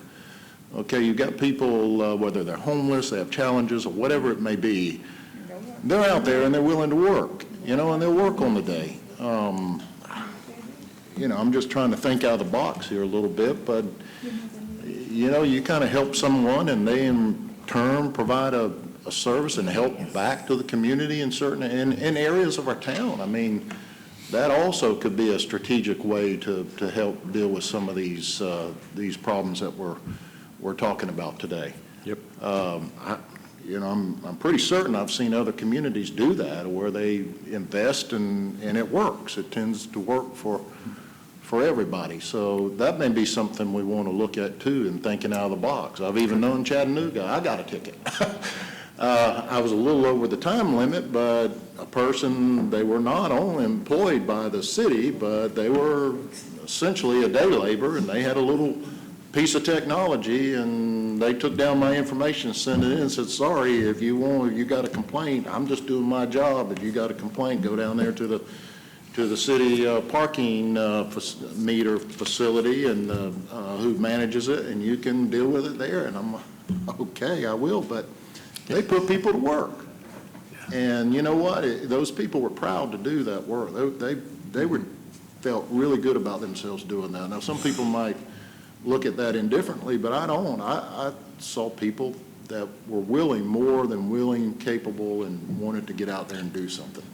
Austin actually had a plan where they were homeless personnel, because they have a big homeless issue. They were actually paying some of them to collect litter, and so it's not something that we couldn't look at. We even looked at paying a bounty for each bag of litter or trash that they bring in. There you go. Only takes a little money. We'll look for it in January. Councilor Woodson. Yes, thank you, Mayor. First of all, I'm glad to hear that you said that we've had the conversation with our judges, because that's something I've been saying for a long time. And I remember when we were about to appoint a judge, I was told, no, don't say anything, we'll talk about it later. Because I'm the believer, and I know it's true because I used to do it in the candy store when I owned the candy store.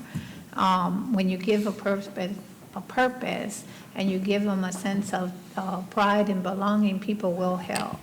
Because I know in my candy store, I didn't have to pick up one piece of paper off the floor or any trash. The kids did it just by saying, hey, we need to keep this clean, keep it going, or else it would not exist. But I wanted to go back with Councilor Cram's comments. I know many, many moons ago, the waterworks, once a year, I think it was, you can get a tour of the water flow, and you can see how all the trash came in, how they cleaned it, how they distributed it, how it went back into the river and back into our systems for bathrooms and so forth. And I was just thinking with CCG TV that we have, maybe an educational program there, a small video showing what happens, when you throw trash, how it makes it harder for us to have clear, clean water. And go through a small video like that where it's played as a commercial when something else is not going on our CCTV, or have it on our, Streamline. I was looking at our website. You can have a little link. This is how you can help to keep Columbus beautiful. And then just put a couple of the things we're talking about today. You can report by taking a picture and sending that. Are you willing to donate so that we can pay individuals to pick up trash? I mean, I like the idea that we're thinking out of the box instead of just talking.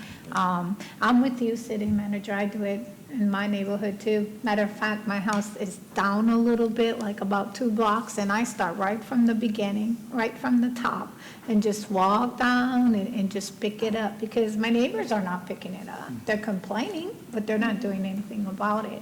So I get out of my car and I take care of it. The community service, you're correct, Pat. It's been less, but I have seen some out there, and we need more. We also have the Law Enforcement Academy where people go through that. They're always wanting to do something. When we're talking about security, we need to take advantage of the organizations and programs that people go through to help us with it. I would like a couple of those coasters to put around. But I just wanted to say, I'm a cheerleader, and I don't mind getting up and putting on my blue jeans and go pick up trash at all. I think it's a great idea with CCG TV to make some kind of PSA production for, our push, this is our city, and I'd be willing to work with Mike, to get that done, so. And I think we should, I think because people, I think we should get prominent people in the community, pictures of them picking up trash in the community, and say, if we can do it, why can't you? Yep. There's all kinds of things we can do, the kids. We can do it. We can set something where everyone who wants to help clean this community, meet us here on this day, and let's go clean it.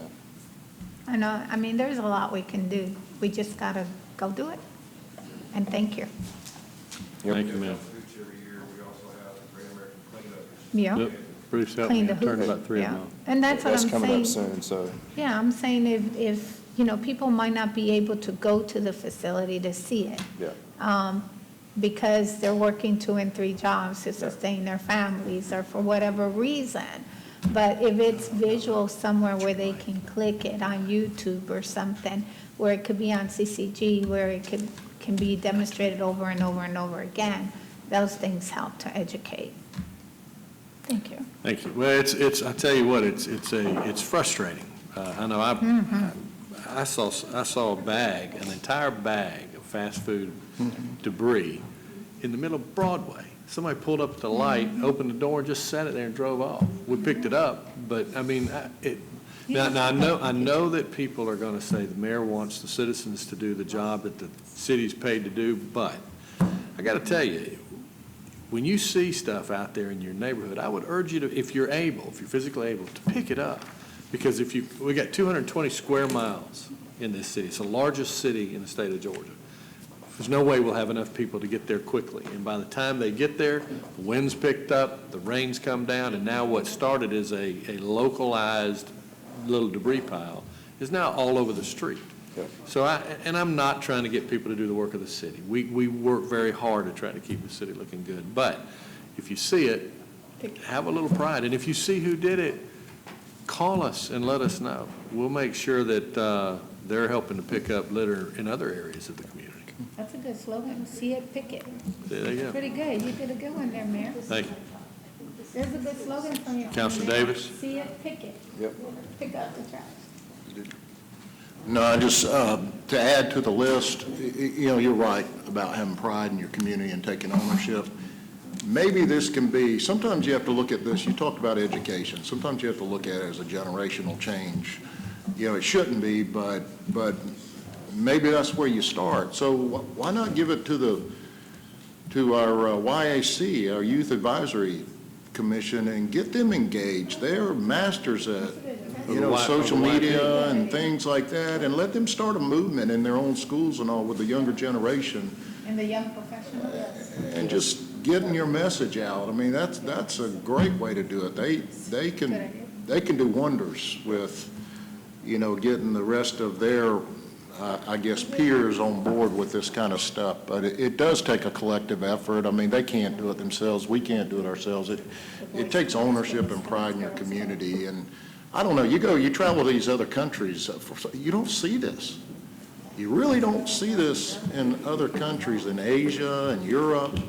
People take pride. They take pride in their, go out in their storefronts. Every person in their storefront manages their area and keeps it clean. And they do it because they respect others, I think. And it's built into their culture and their way of life. I don't understand that here, but we're advanced in other areas when you talk about clean matters and green matters and things like that, but simple thing, throwing this litter out all the time, that's... I know it. Something to think about. All right. Well, listen, we could discuss, we may need a work session devoted National. entirely because it's a very, very important issue to a large group of our citizens. And we just need to, and we will. We'll take this on as a city and we'll develop some options on how to kind of move the needle. And a lot of great ideas coming from this council. And I know there are other great ideas coming from Public Works, from Keep Columbus Beautiful. We're better than this. We're better than seeing this stuff blowing up against fences all down our corridors. So very timely reports. City Manager, thank you for asking for it. Just let us know from the commission's point of view what we need to do. Thank you, sir. Yes, sir. Appreciate you. Mayor, we're going to keep the remaining, we've got a couple more, but we're going to be really brief. I'm going to ask Director Rick Jones to come and talk about Liberty District update. I don't even believe he has the PowerPoint. So, and on the recreational vehicles, it'll take probably 2 minutes, and so we've got some short one. We're going to try and keep it short. Going to hold you to that. Okay. And excuse me, I'm going to do my best to be short as well. Mr. Mayor, members of the council, what you're being passed is out this morning, excuse me, is a spreadsheet. And what you're going to see in that spreadsheet are, across the top will be a listing of the meeting dates that we have for the Liberty District Committee itself.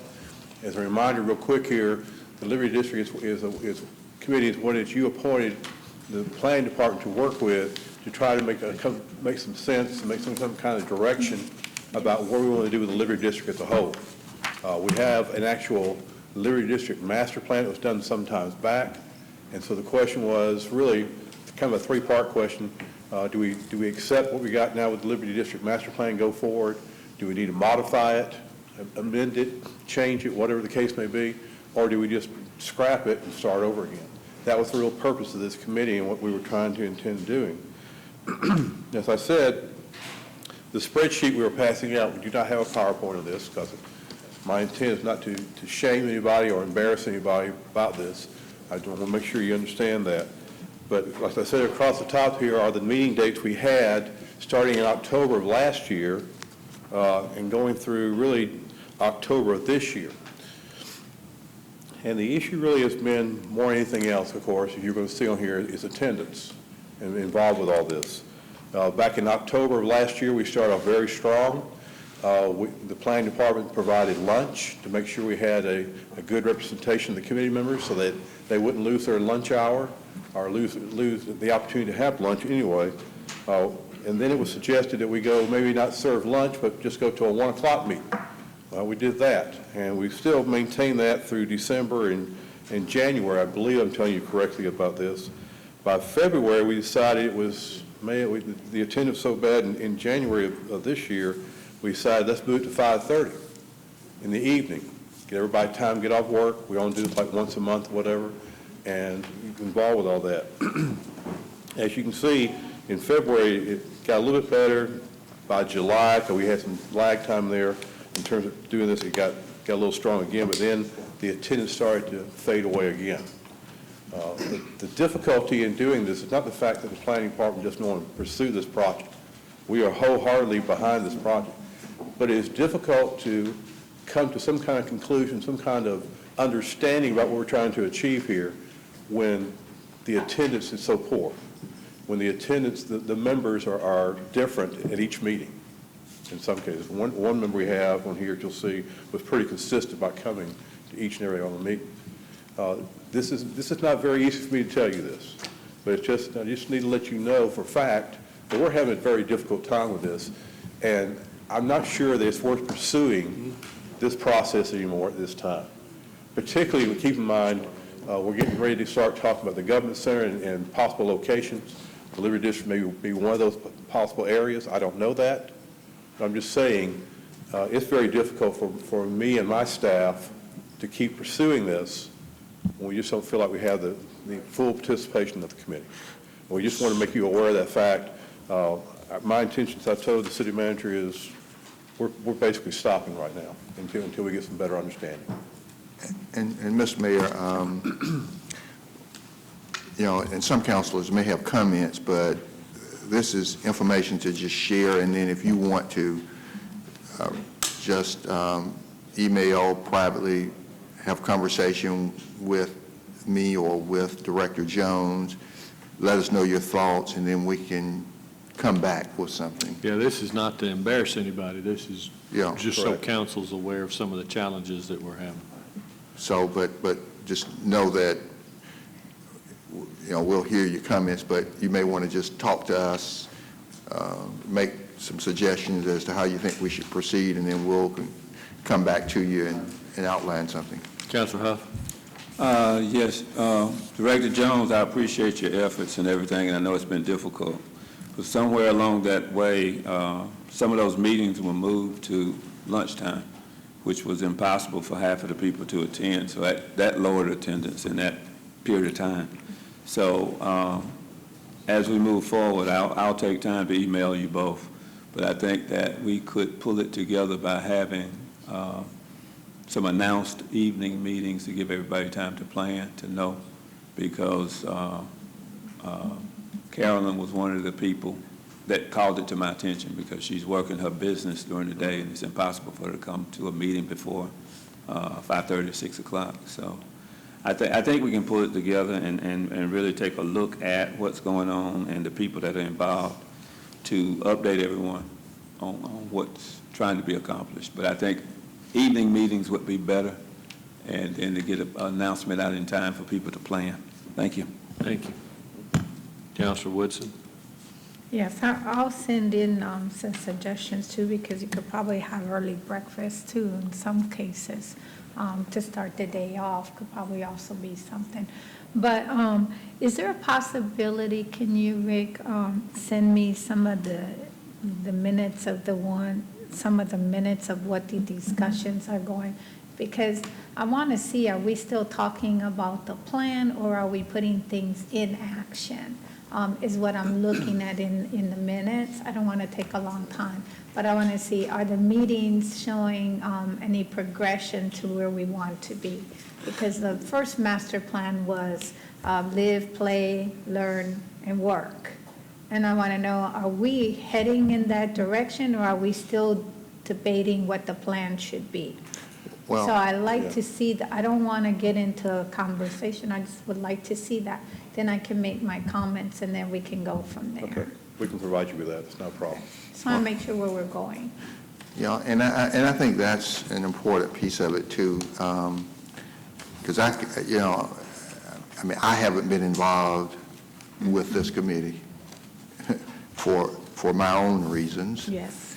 And but I can tell you that we started on Liberty District years ahead of City Mills. Mm-hmm. And, you know, and so when we couldn't get going on Liberty District, we concentrated on City Village, I should say. Mm-hmm. And look at where City Village is today. Mm-hmm. We've got a great model in City Village, but we got to have open minds, got to be flexible, and we got to work it. And I agree with you, because when we did the tour of City Village, I was there walking right beside you. And I turned to you and I said, I bet you this project will be up and running before the Liberty. Absolutely. And that's a true statement. That's why I'm asking, you know, for those minutes, because I want to be able to see, where is the holdup? Yeah. What is it? Mhm. You know, what is it? Who are we not engaging that we need to engage? Yeah. You know, that's my reason for it, but I don't want to go back and forth. I don't want to point fingers. I don't want to do any of that. I want to see what's holding it up and what we need to do to get it to the next level, to a historic district, to an uptown, to a city village. You know, what is it? You know, who are the true key players we need to put there? Who are we supposed to hold accountable and say, hey, you've been talking, but look where we are, nowhere. Who's coming to go to work now? But we can't do that without knowing what's been going on in that meeting. He'll certainly get the minutes to you, but I can tell you the good, bad, and ugly, City Village was one of the presentations. And I sat there and just, you know, shook my head, because I knew that years prior to starting to work on City Village, you know, we're working on Liberty, and now they're presenting, and that's the model that we actually need to use to try and move the Liberty District forward. But we will come back to you, and you'll get the minutes. And keep in mind, too, the reason the City Village took a big, you know, run and gone, and we knew that. I knew that. And I was a rookie in council, and I knew it because Marquette took the lead on that. Because I remember the conversation walking, and she even said, we need to buy up these properties. These properties are going to be, so you're absolutely, you know, correct. And that's what I'm saying. We need to see what, and the advantage that they have is that the people live there. You don't have a residential around the Liberty District. It's harder to get people to get more involved. But again, I don't want to go back and forth saying, this could have been, this can be this person. No, we need to look at the whole picture. Where are we? What are these meetings are? What are the discussion? And who are the true people that want to see it move forward and go for it? Because we've had opportunities, but for some reason, you know, stopping doors, whatever you want to call it, we haven't been able to move on. And so we need to put feelings, we need to put pride, egos, whatever you want to call it, you know, to the side, and let's move it. But we're not going to know until we know what are the discussions that have been taken at the meeting. Okay, well, we'll get that to you. And then we'll look to hear from you all for direction and how to go forward.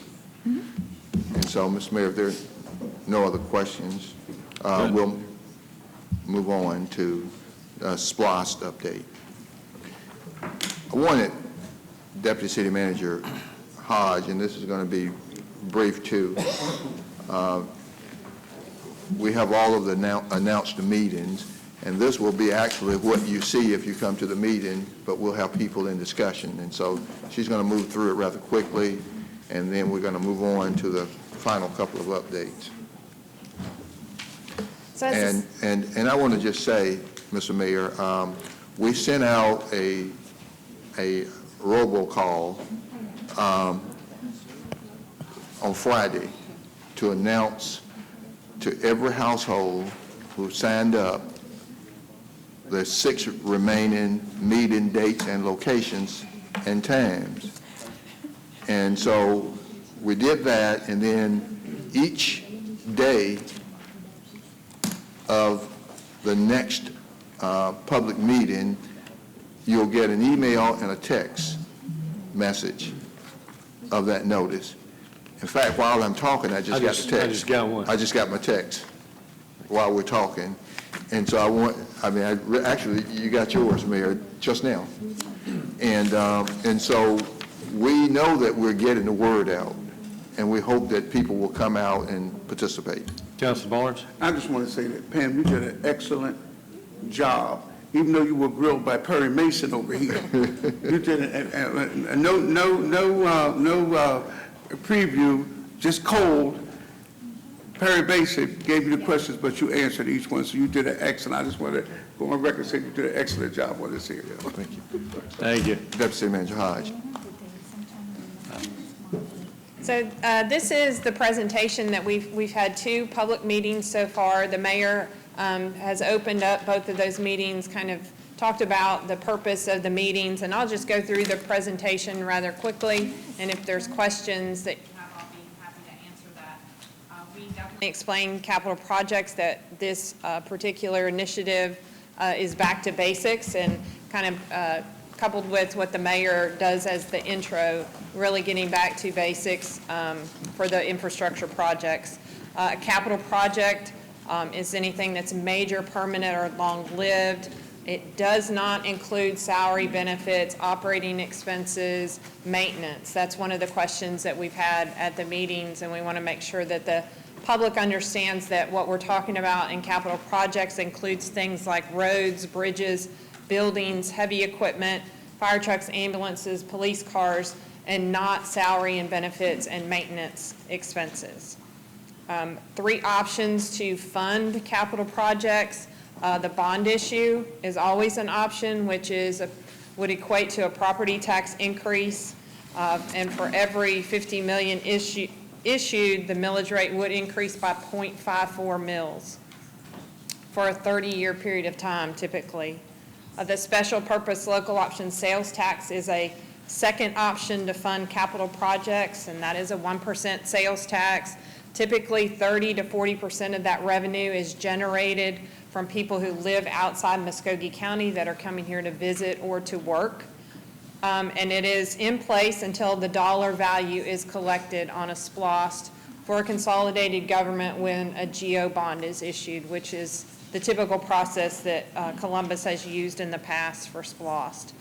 The GMA lease is also an option for some of the capital projects that we talk about, specifically the vehicle and equipment, and that is utilized each year during the annual budget process, but that amount is limited on how much we can lease particular pieces of equipment or vehicles.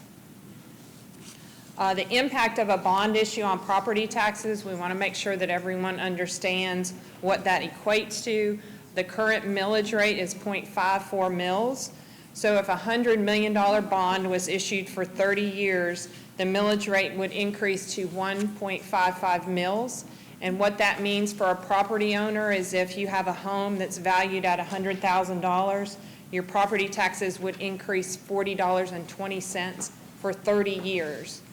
$250,000 home, property taxes on a $100 million bond would be $108 increase for 30 years. And just to give another example, a $300 million bond and what that means to property owners for a $100,000 home would be an increase in property taxes of $129.60. And for a $250,000 home, that increase would be $324 for 30 years. Oh, I'm sorry. Councilor Davis.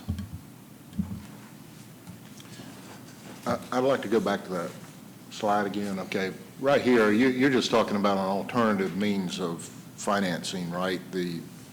Some of these projects. That's correct. We're talking about We're not talking about a SPLOST here. This is just an alternate yes, option.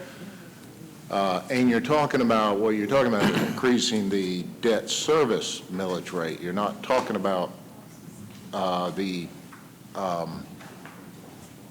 operations, I believe I'm right on that, the operations and the city services side of the millage rate of property taxes. Yes, this is specifically related to the debt service. Only millage. debt service, so Yes. that's important. Now, a lot of people would sit here and look at this and say, well, wait a minute, we have a millage cap in place. That's correct. Right, you do On on the- operations and services, but on the debt service, you can still go up. That's correct. And is there a cap on debt service? No, there's not a cap on the debt service millage, but there is a cap on the amount of bonds that we could issue, which is 10% of our gross digest. And that's 100 million? No, our cap would be over 500 million. Okay, thank you. Mayor Pro Tem? It's on this list. Okay. Counselor Crabb? Thank you. I just want to make some clarification. When you're saying $43.20 property tax increase for 30 years, that's $43.20 per year for 30 years, correct? Or are you saying over the 30 years, it's a total of 43? Per year for 30 Okay. years. Maybe we want to change that slide. Sure. She said Per year. Okay. And Mayor Pro Tem, you wanted to hold your, okay. So we talk about the current sales tax rate in Muskogee County, which is 8%, and that's made up of 4% for the state, 1% for the lost, 1% for the O-lost, 1% for East Lost, and 1% for T-Splost. That's our current sales tax rate. The school district has talked about going out to renew their SPLOST. If that were to occur and was approved by the voters July 1, the rate would remain 8%. The city has talked about going out for the SPLOST for the November of 2020 ballot. If that were to pass, we would temporarily go to a 9% sales tax come April 1 of 2021. As the T-Splost expires in December of 2022, the sales tax would then go back to the 8%. So this would be a temporary increase for 21 months to 9% from April of 21 to December of 2022. We want to make sure that we're transparent and make sure that the citizens understand that that would be a temporary increase. And then as the T-Splost goes through, the regional T-Splost goes through their discussions, that would also impact the sales tax if a T-Splost was approved at the time that the region determines they're ready to move forward with a T-Splost. The timeline for a SPLOST, we're in the first round of public meetings. We've had 2. We have 8 scheduled, and I'll go through the remainder of those meetings that are scheduled. We'll come back with a second round of public meetings to make sure that the information that we've heard from the citizens is accurate before we come back to council with a resolution in order to do a call for election in August for a November 3rd, 2020 ballot. If that does pass, collections of the SPLOST would begin in April of 2021. Examples of capital projects, and I have passed out the sheet that we provide to the citizens at the public meetings. We are going to find a way to get this up on the website, so if you're not able to attend a meeting, that you can, your input is still very valuable to us, and the ability to have your responses to the capital projects. We provide a list of proposed, suggested projects that the department heads have provided, and what we're asking citizens to do is to rank those, A, B, or C, for this initial round. We're trying to just get an idea from the citizens what items they think are must-have, which would be an A item, things that we have to do. Things that are not the highest priority would be ranked B. And for those items that can wait for another day, we're asking them to rate those as C. We also provide on this sheet a place for them to enter their projects. So there's a blank space at the end. If there's a project that they think deserves attention, we ask them to put those projects on the list. We want to make sure that we're hearing everything that the citizens want us to consider and to provide to council for consideration. And we are going, as I said, find a way to have this up on the website so that those who aren't able to attend can also complete this, and we can get as much input as we can. Councilor Allen? Thank you, Mayor. Pam, has the T-Splosh group set a date for their vote yet on this, to call for a vote on the? My understanding is they met recently, And their original discussion was to be on the ballot at the same time, which was November of 2020.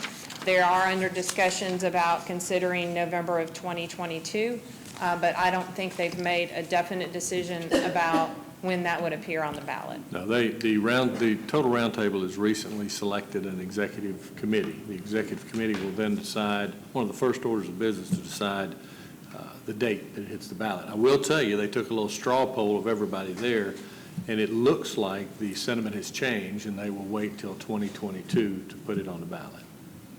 So, but that's not definite until the executive committee meets. Just to provide an update on the Government Center, and we provide this at the public meetings, is to give the citizens information about the Government Center. One of the major projects that's being discussed is moving forward with a replacement of the Government Center, and whichever option the citizens and council ultimately determines. Before you leave the SPLOST, I think the Mayor Pro Tem had a question about that. Yes, sir. In Parks and Rec, where it talks about Parks and Recreation equipment, what about the furnishings and facilities? The what? Furnishing? The furnishing facilities. That would be on the list. If it can either be added to the list. I don't know if there was one specific. We talked about equipment and vehicles, but that would be definitely something they would want to add to their list for Parks and Recreation. We can definitely put that on the list. Yes, ma'am. Because it is badly needed.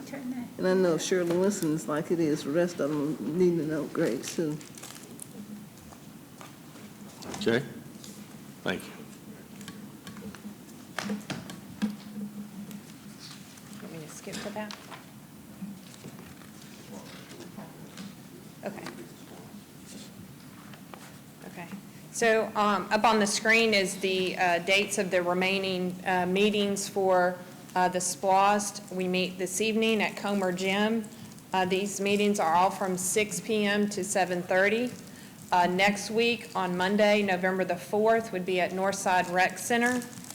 November 7th, which would be next Thursday, Shirley B. Winston Rec Center. We'll skip a week, and then the following week, Monday, Tuesday, and Thursday. So Monday, November 18th, the Salvation Army Worship Center. On Tuesday, November 19th, at the Annex at 420 10th Street. And on Thursday, November 21st, at Faith Worship Center on Miller Road. And that will be our first round of public meetings.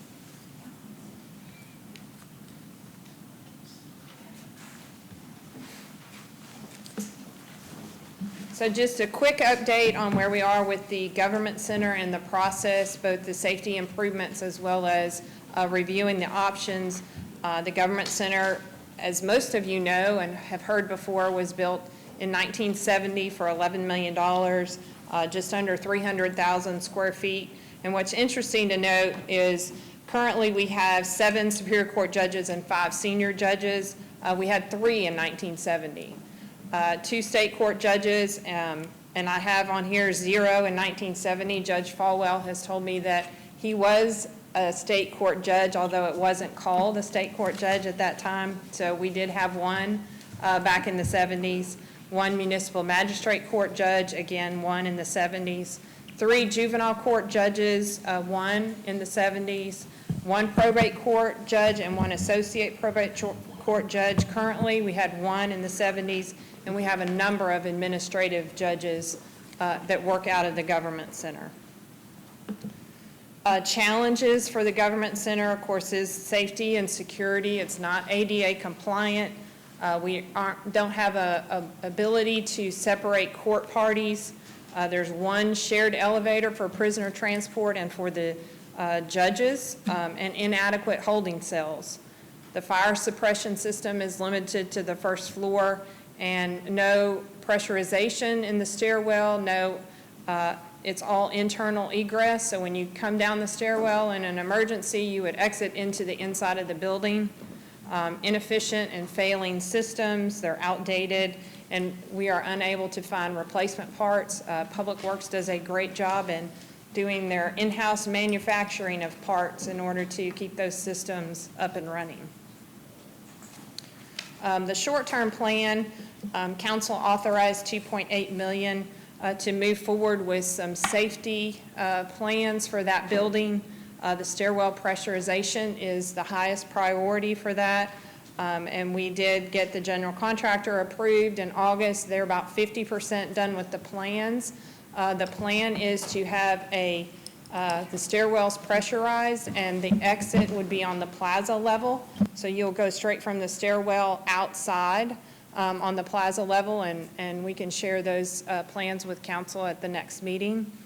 To also replace the fire alarm system. We have places in the government center, the way offices have been constructed, that you cannot hear the fire alarm when it's activated. So it's really important that we upgrade the fire alarm system in case of an emergency that citizens and employees can get out of the building.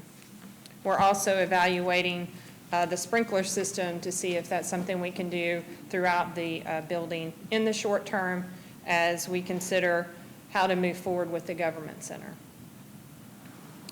The options currently that council is authorized for us to study would be existing site with new facilities, and also look at a new site with new facilities.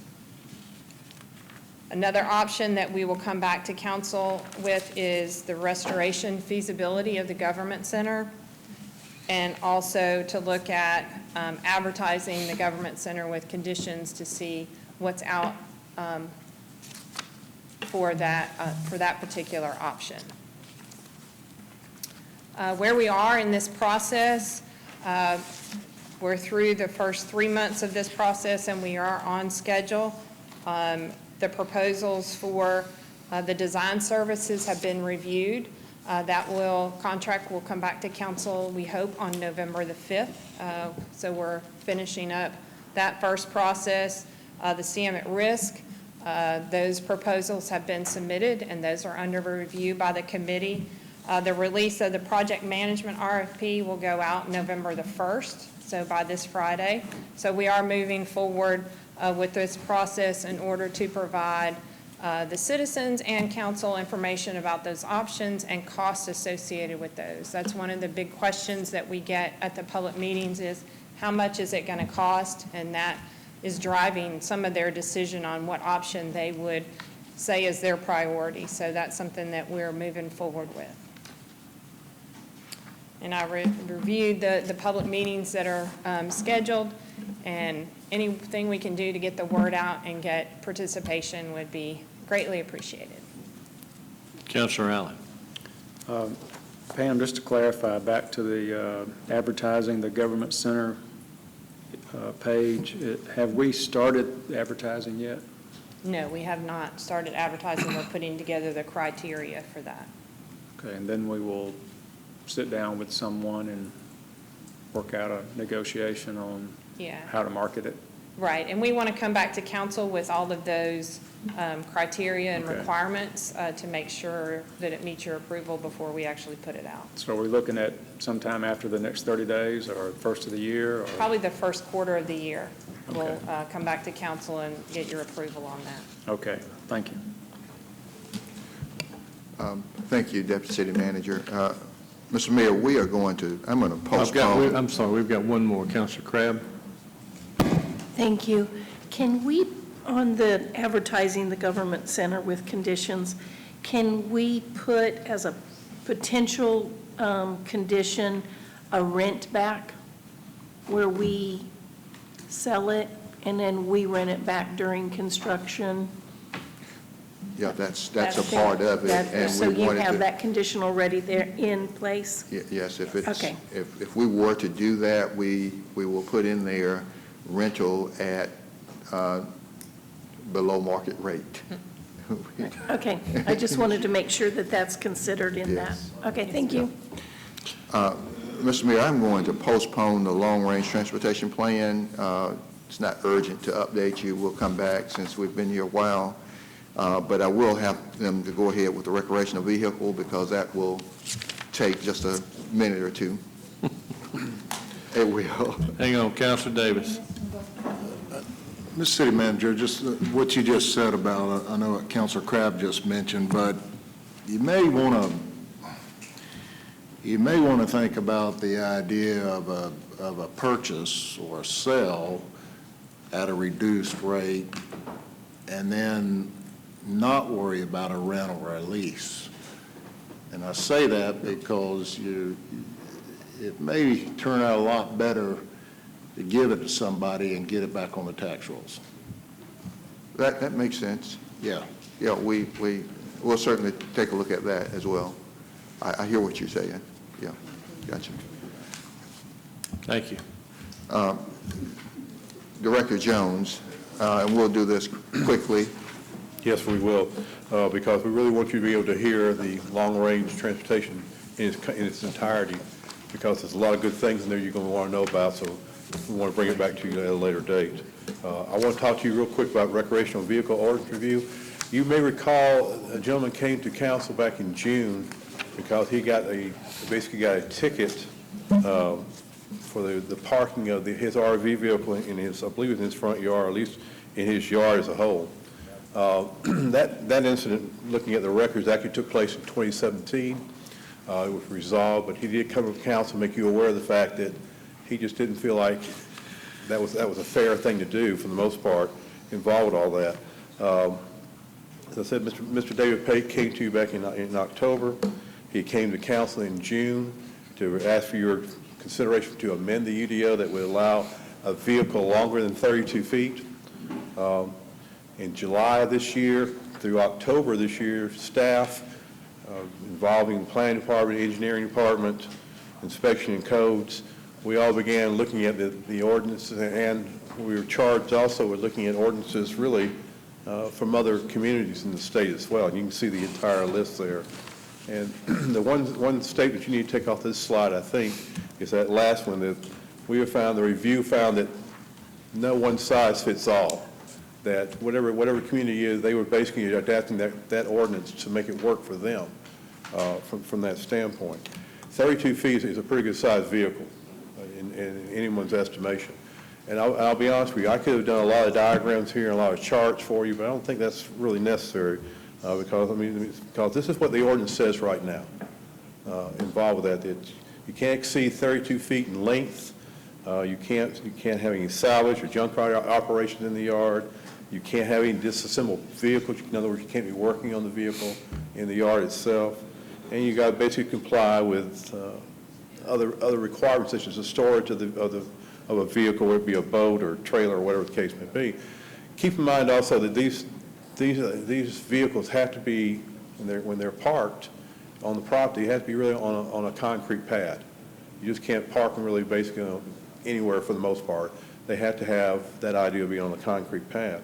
So I said that we looked at all these different ordinances about where they park them in terms of on the side yards and what they do with an odd-shaped lot. And to be honest, we came back and said, we can do all that, but it's not going to make any real difference. Because, and I say this not good, I guess I should have at least provided you this much. If you look at any of our subdivisions now, you're talking primarily about, on average, about a 7,500 square foot lot. That's not a very big lot in terms of the house fits on there fine, the cars. But when you add an RV to that equation, that yard becomes very, very small very quickly. And a lot of these lots cannot accommodate that as it is. Bottom line on this is we feel like, the staff feels like for that, the existing ordinance serves our needs as a community. If you cannot meet the 32-foot requirement, then you'll have to go find some place to actually store that vehicle. And there are places in this community, I think there's at least 5 of them we identified, that will allow you to store those vehicles at a cost, we understand. But you have to store that vehicle in that. Anything else we actually put into play here will just be, I guess, more information, more work. But it's going to be very difficult to enforce. My understanding in dealing with Director Hutchison's aspect of this from special enforcement, they don't go out and look for these issues on a day-to-day basis. They're looking at only when they get a call about that, if there's somebody's complaining in the neighborhood or is a violation at that point. that's when they really get involved. How many, if you don't mind me interrupting, how many instances? I'm sorry? How many occurrences are there when he has had to go out there and make a call on one of these?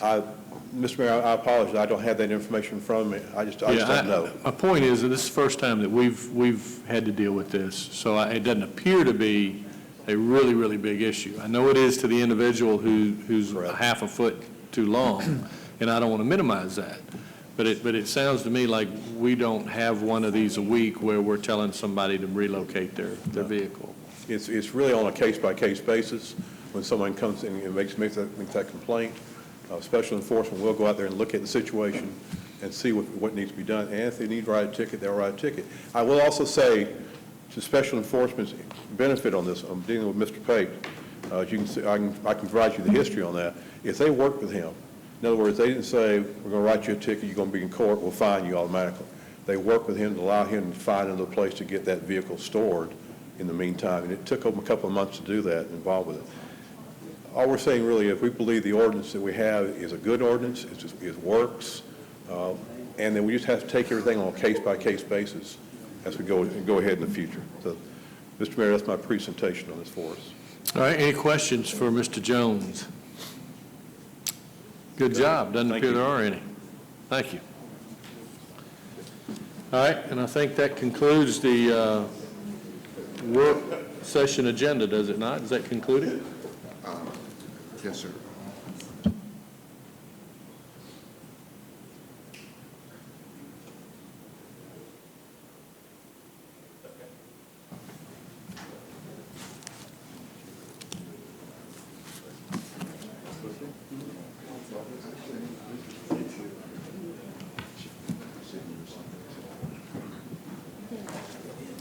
No, we've got. Yeah. Say a word. All right. We, if you'll indulge us, I know it's been a long meeting, very informative meeting, and we appreciate staff making the presentations, but we want to once again welcome our newest member of the Columbus City Council, Valerie Thompson. I'd like to ask her to sit down in the chair she'll be the new inhabitant of. And if you would, we'll just, welcome to being put on the spot. You want to say a few words? Thank you for putting me on the spot. Well, it won't be the last time. But if you would like to say something. Important day to you. Yeah. Okay. This is an important day to me. As a matter of fact, I actually researched, and not only becoming the councilwoman for District 4, but I looked that there has never been a minister or a pastor on council. And I said to my congregation a couple of weeks ago, if nothing else, I'm able to pray for the city of Columbus and for council. So I'm very thankful. And again, I know I keep saying this to Mayor Pro Tem Evelyn Pugh, but I'm very thankful because she could have picked anyone in District 4 to take this place. I was told on yesterday that she has fulfilled this seat with integrity. Everyone in Columbus, Georgia loves her. And my prayer is, again, that I'm able to just be a part of this council and do what I can for District 4 and the city of Columbus. I'm nervous. These are big shoes to fill, but I'm ready for the challenge. And I've been reading and studying, and I know that there is a lot to learn. But I'm also thankful that each and every council person has said to me that they're here if I need anything, and that they are a phone call away. And I truly appreciate that. And as a matter of fact, Councilor Thomas said, we're not going to get on the phone behind your back and say she doesn't know anything. So, but I do appreciate each of you for accepting me and making me feel welcome on this council. Well, we do welcome you, and we look forward to working with you. I know I speak for all of the members of council in saying so. And I was going to ask the Mayor Pro Tem if she wanted to say anything. Well, we're going to get you later.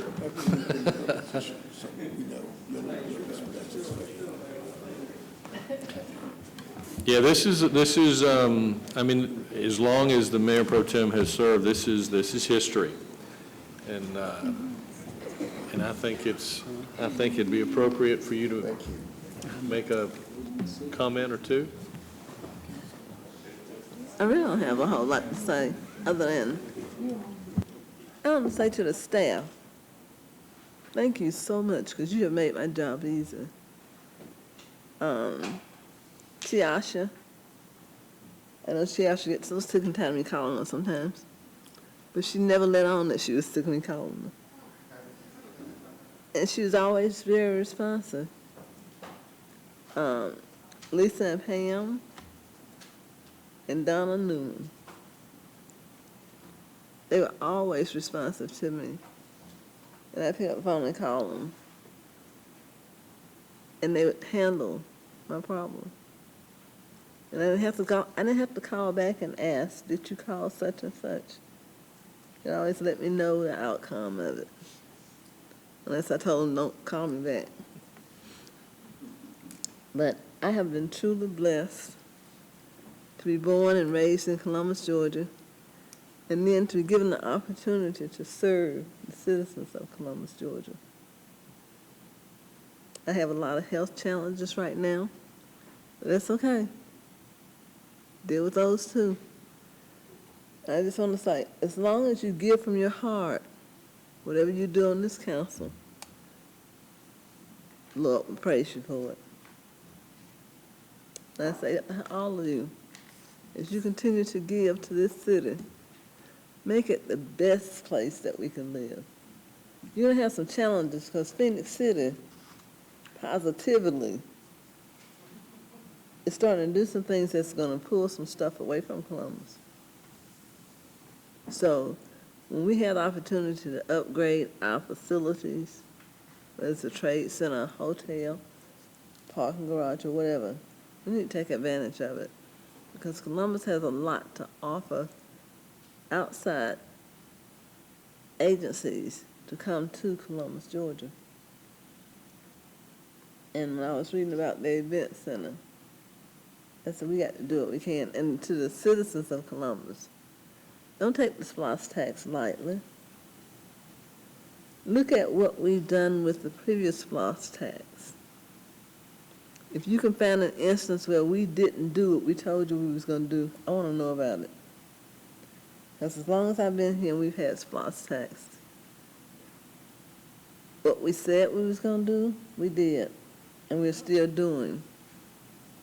And I hope that when it comes time to vote for the SPLOST, because the Civic Center, not the Civic Center, the Government Center is extremely important. But in the Parks and Recreation field, that's very important too. And a lot of people say Parks and Recreation is not important. It is important. It gives young people and teenagers an opportunity to be involved in stuff that they otherwise could not be involved in if the city doesn't do anything. But you either pay for them in Parks and Rec or you pay for them in public safety. I'd much rather do it in Parks and Rec. And with that, thank you, Mr. Mayor. It is history, and I'm signing off. Thank you, ma'am.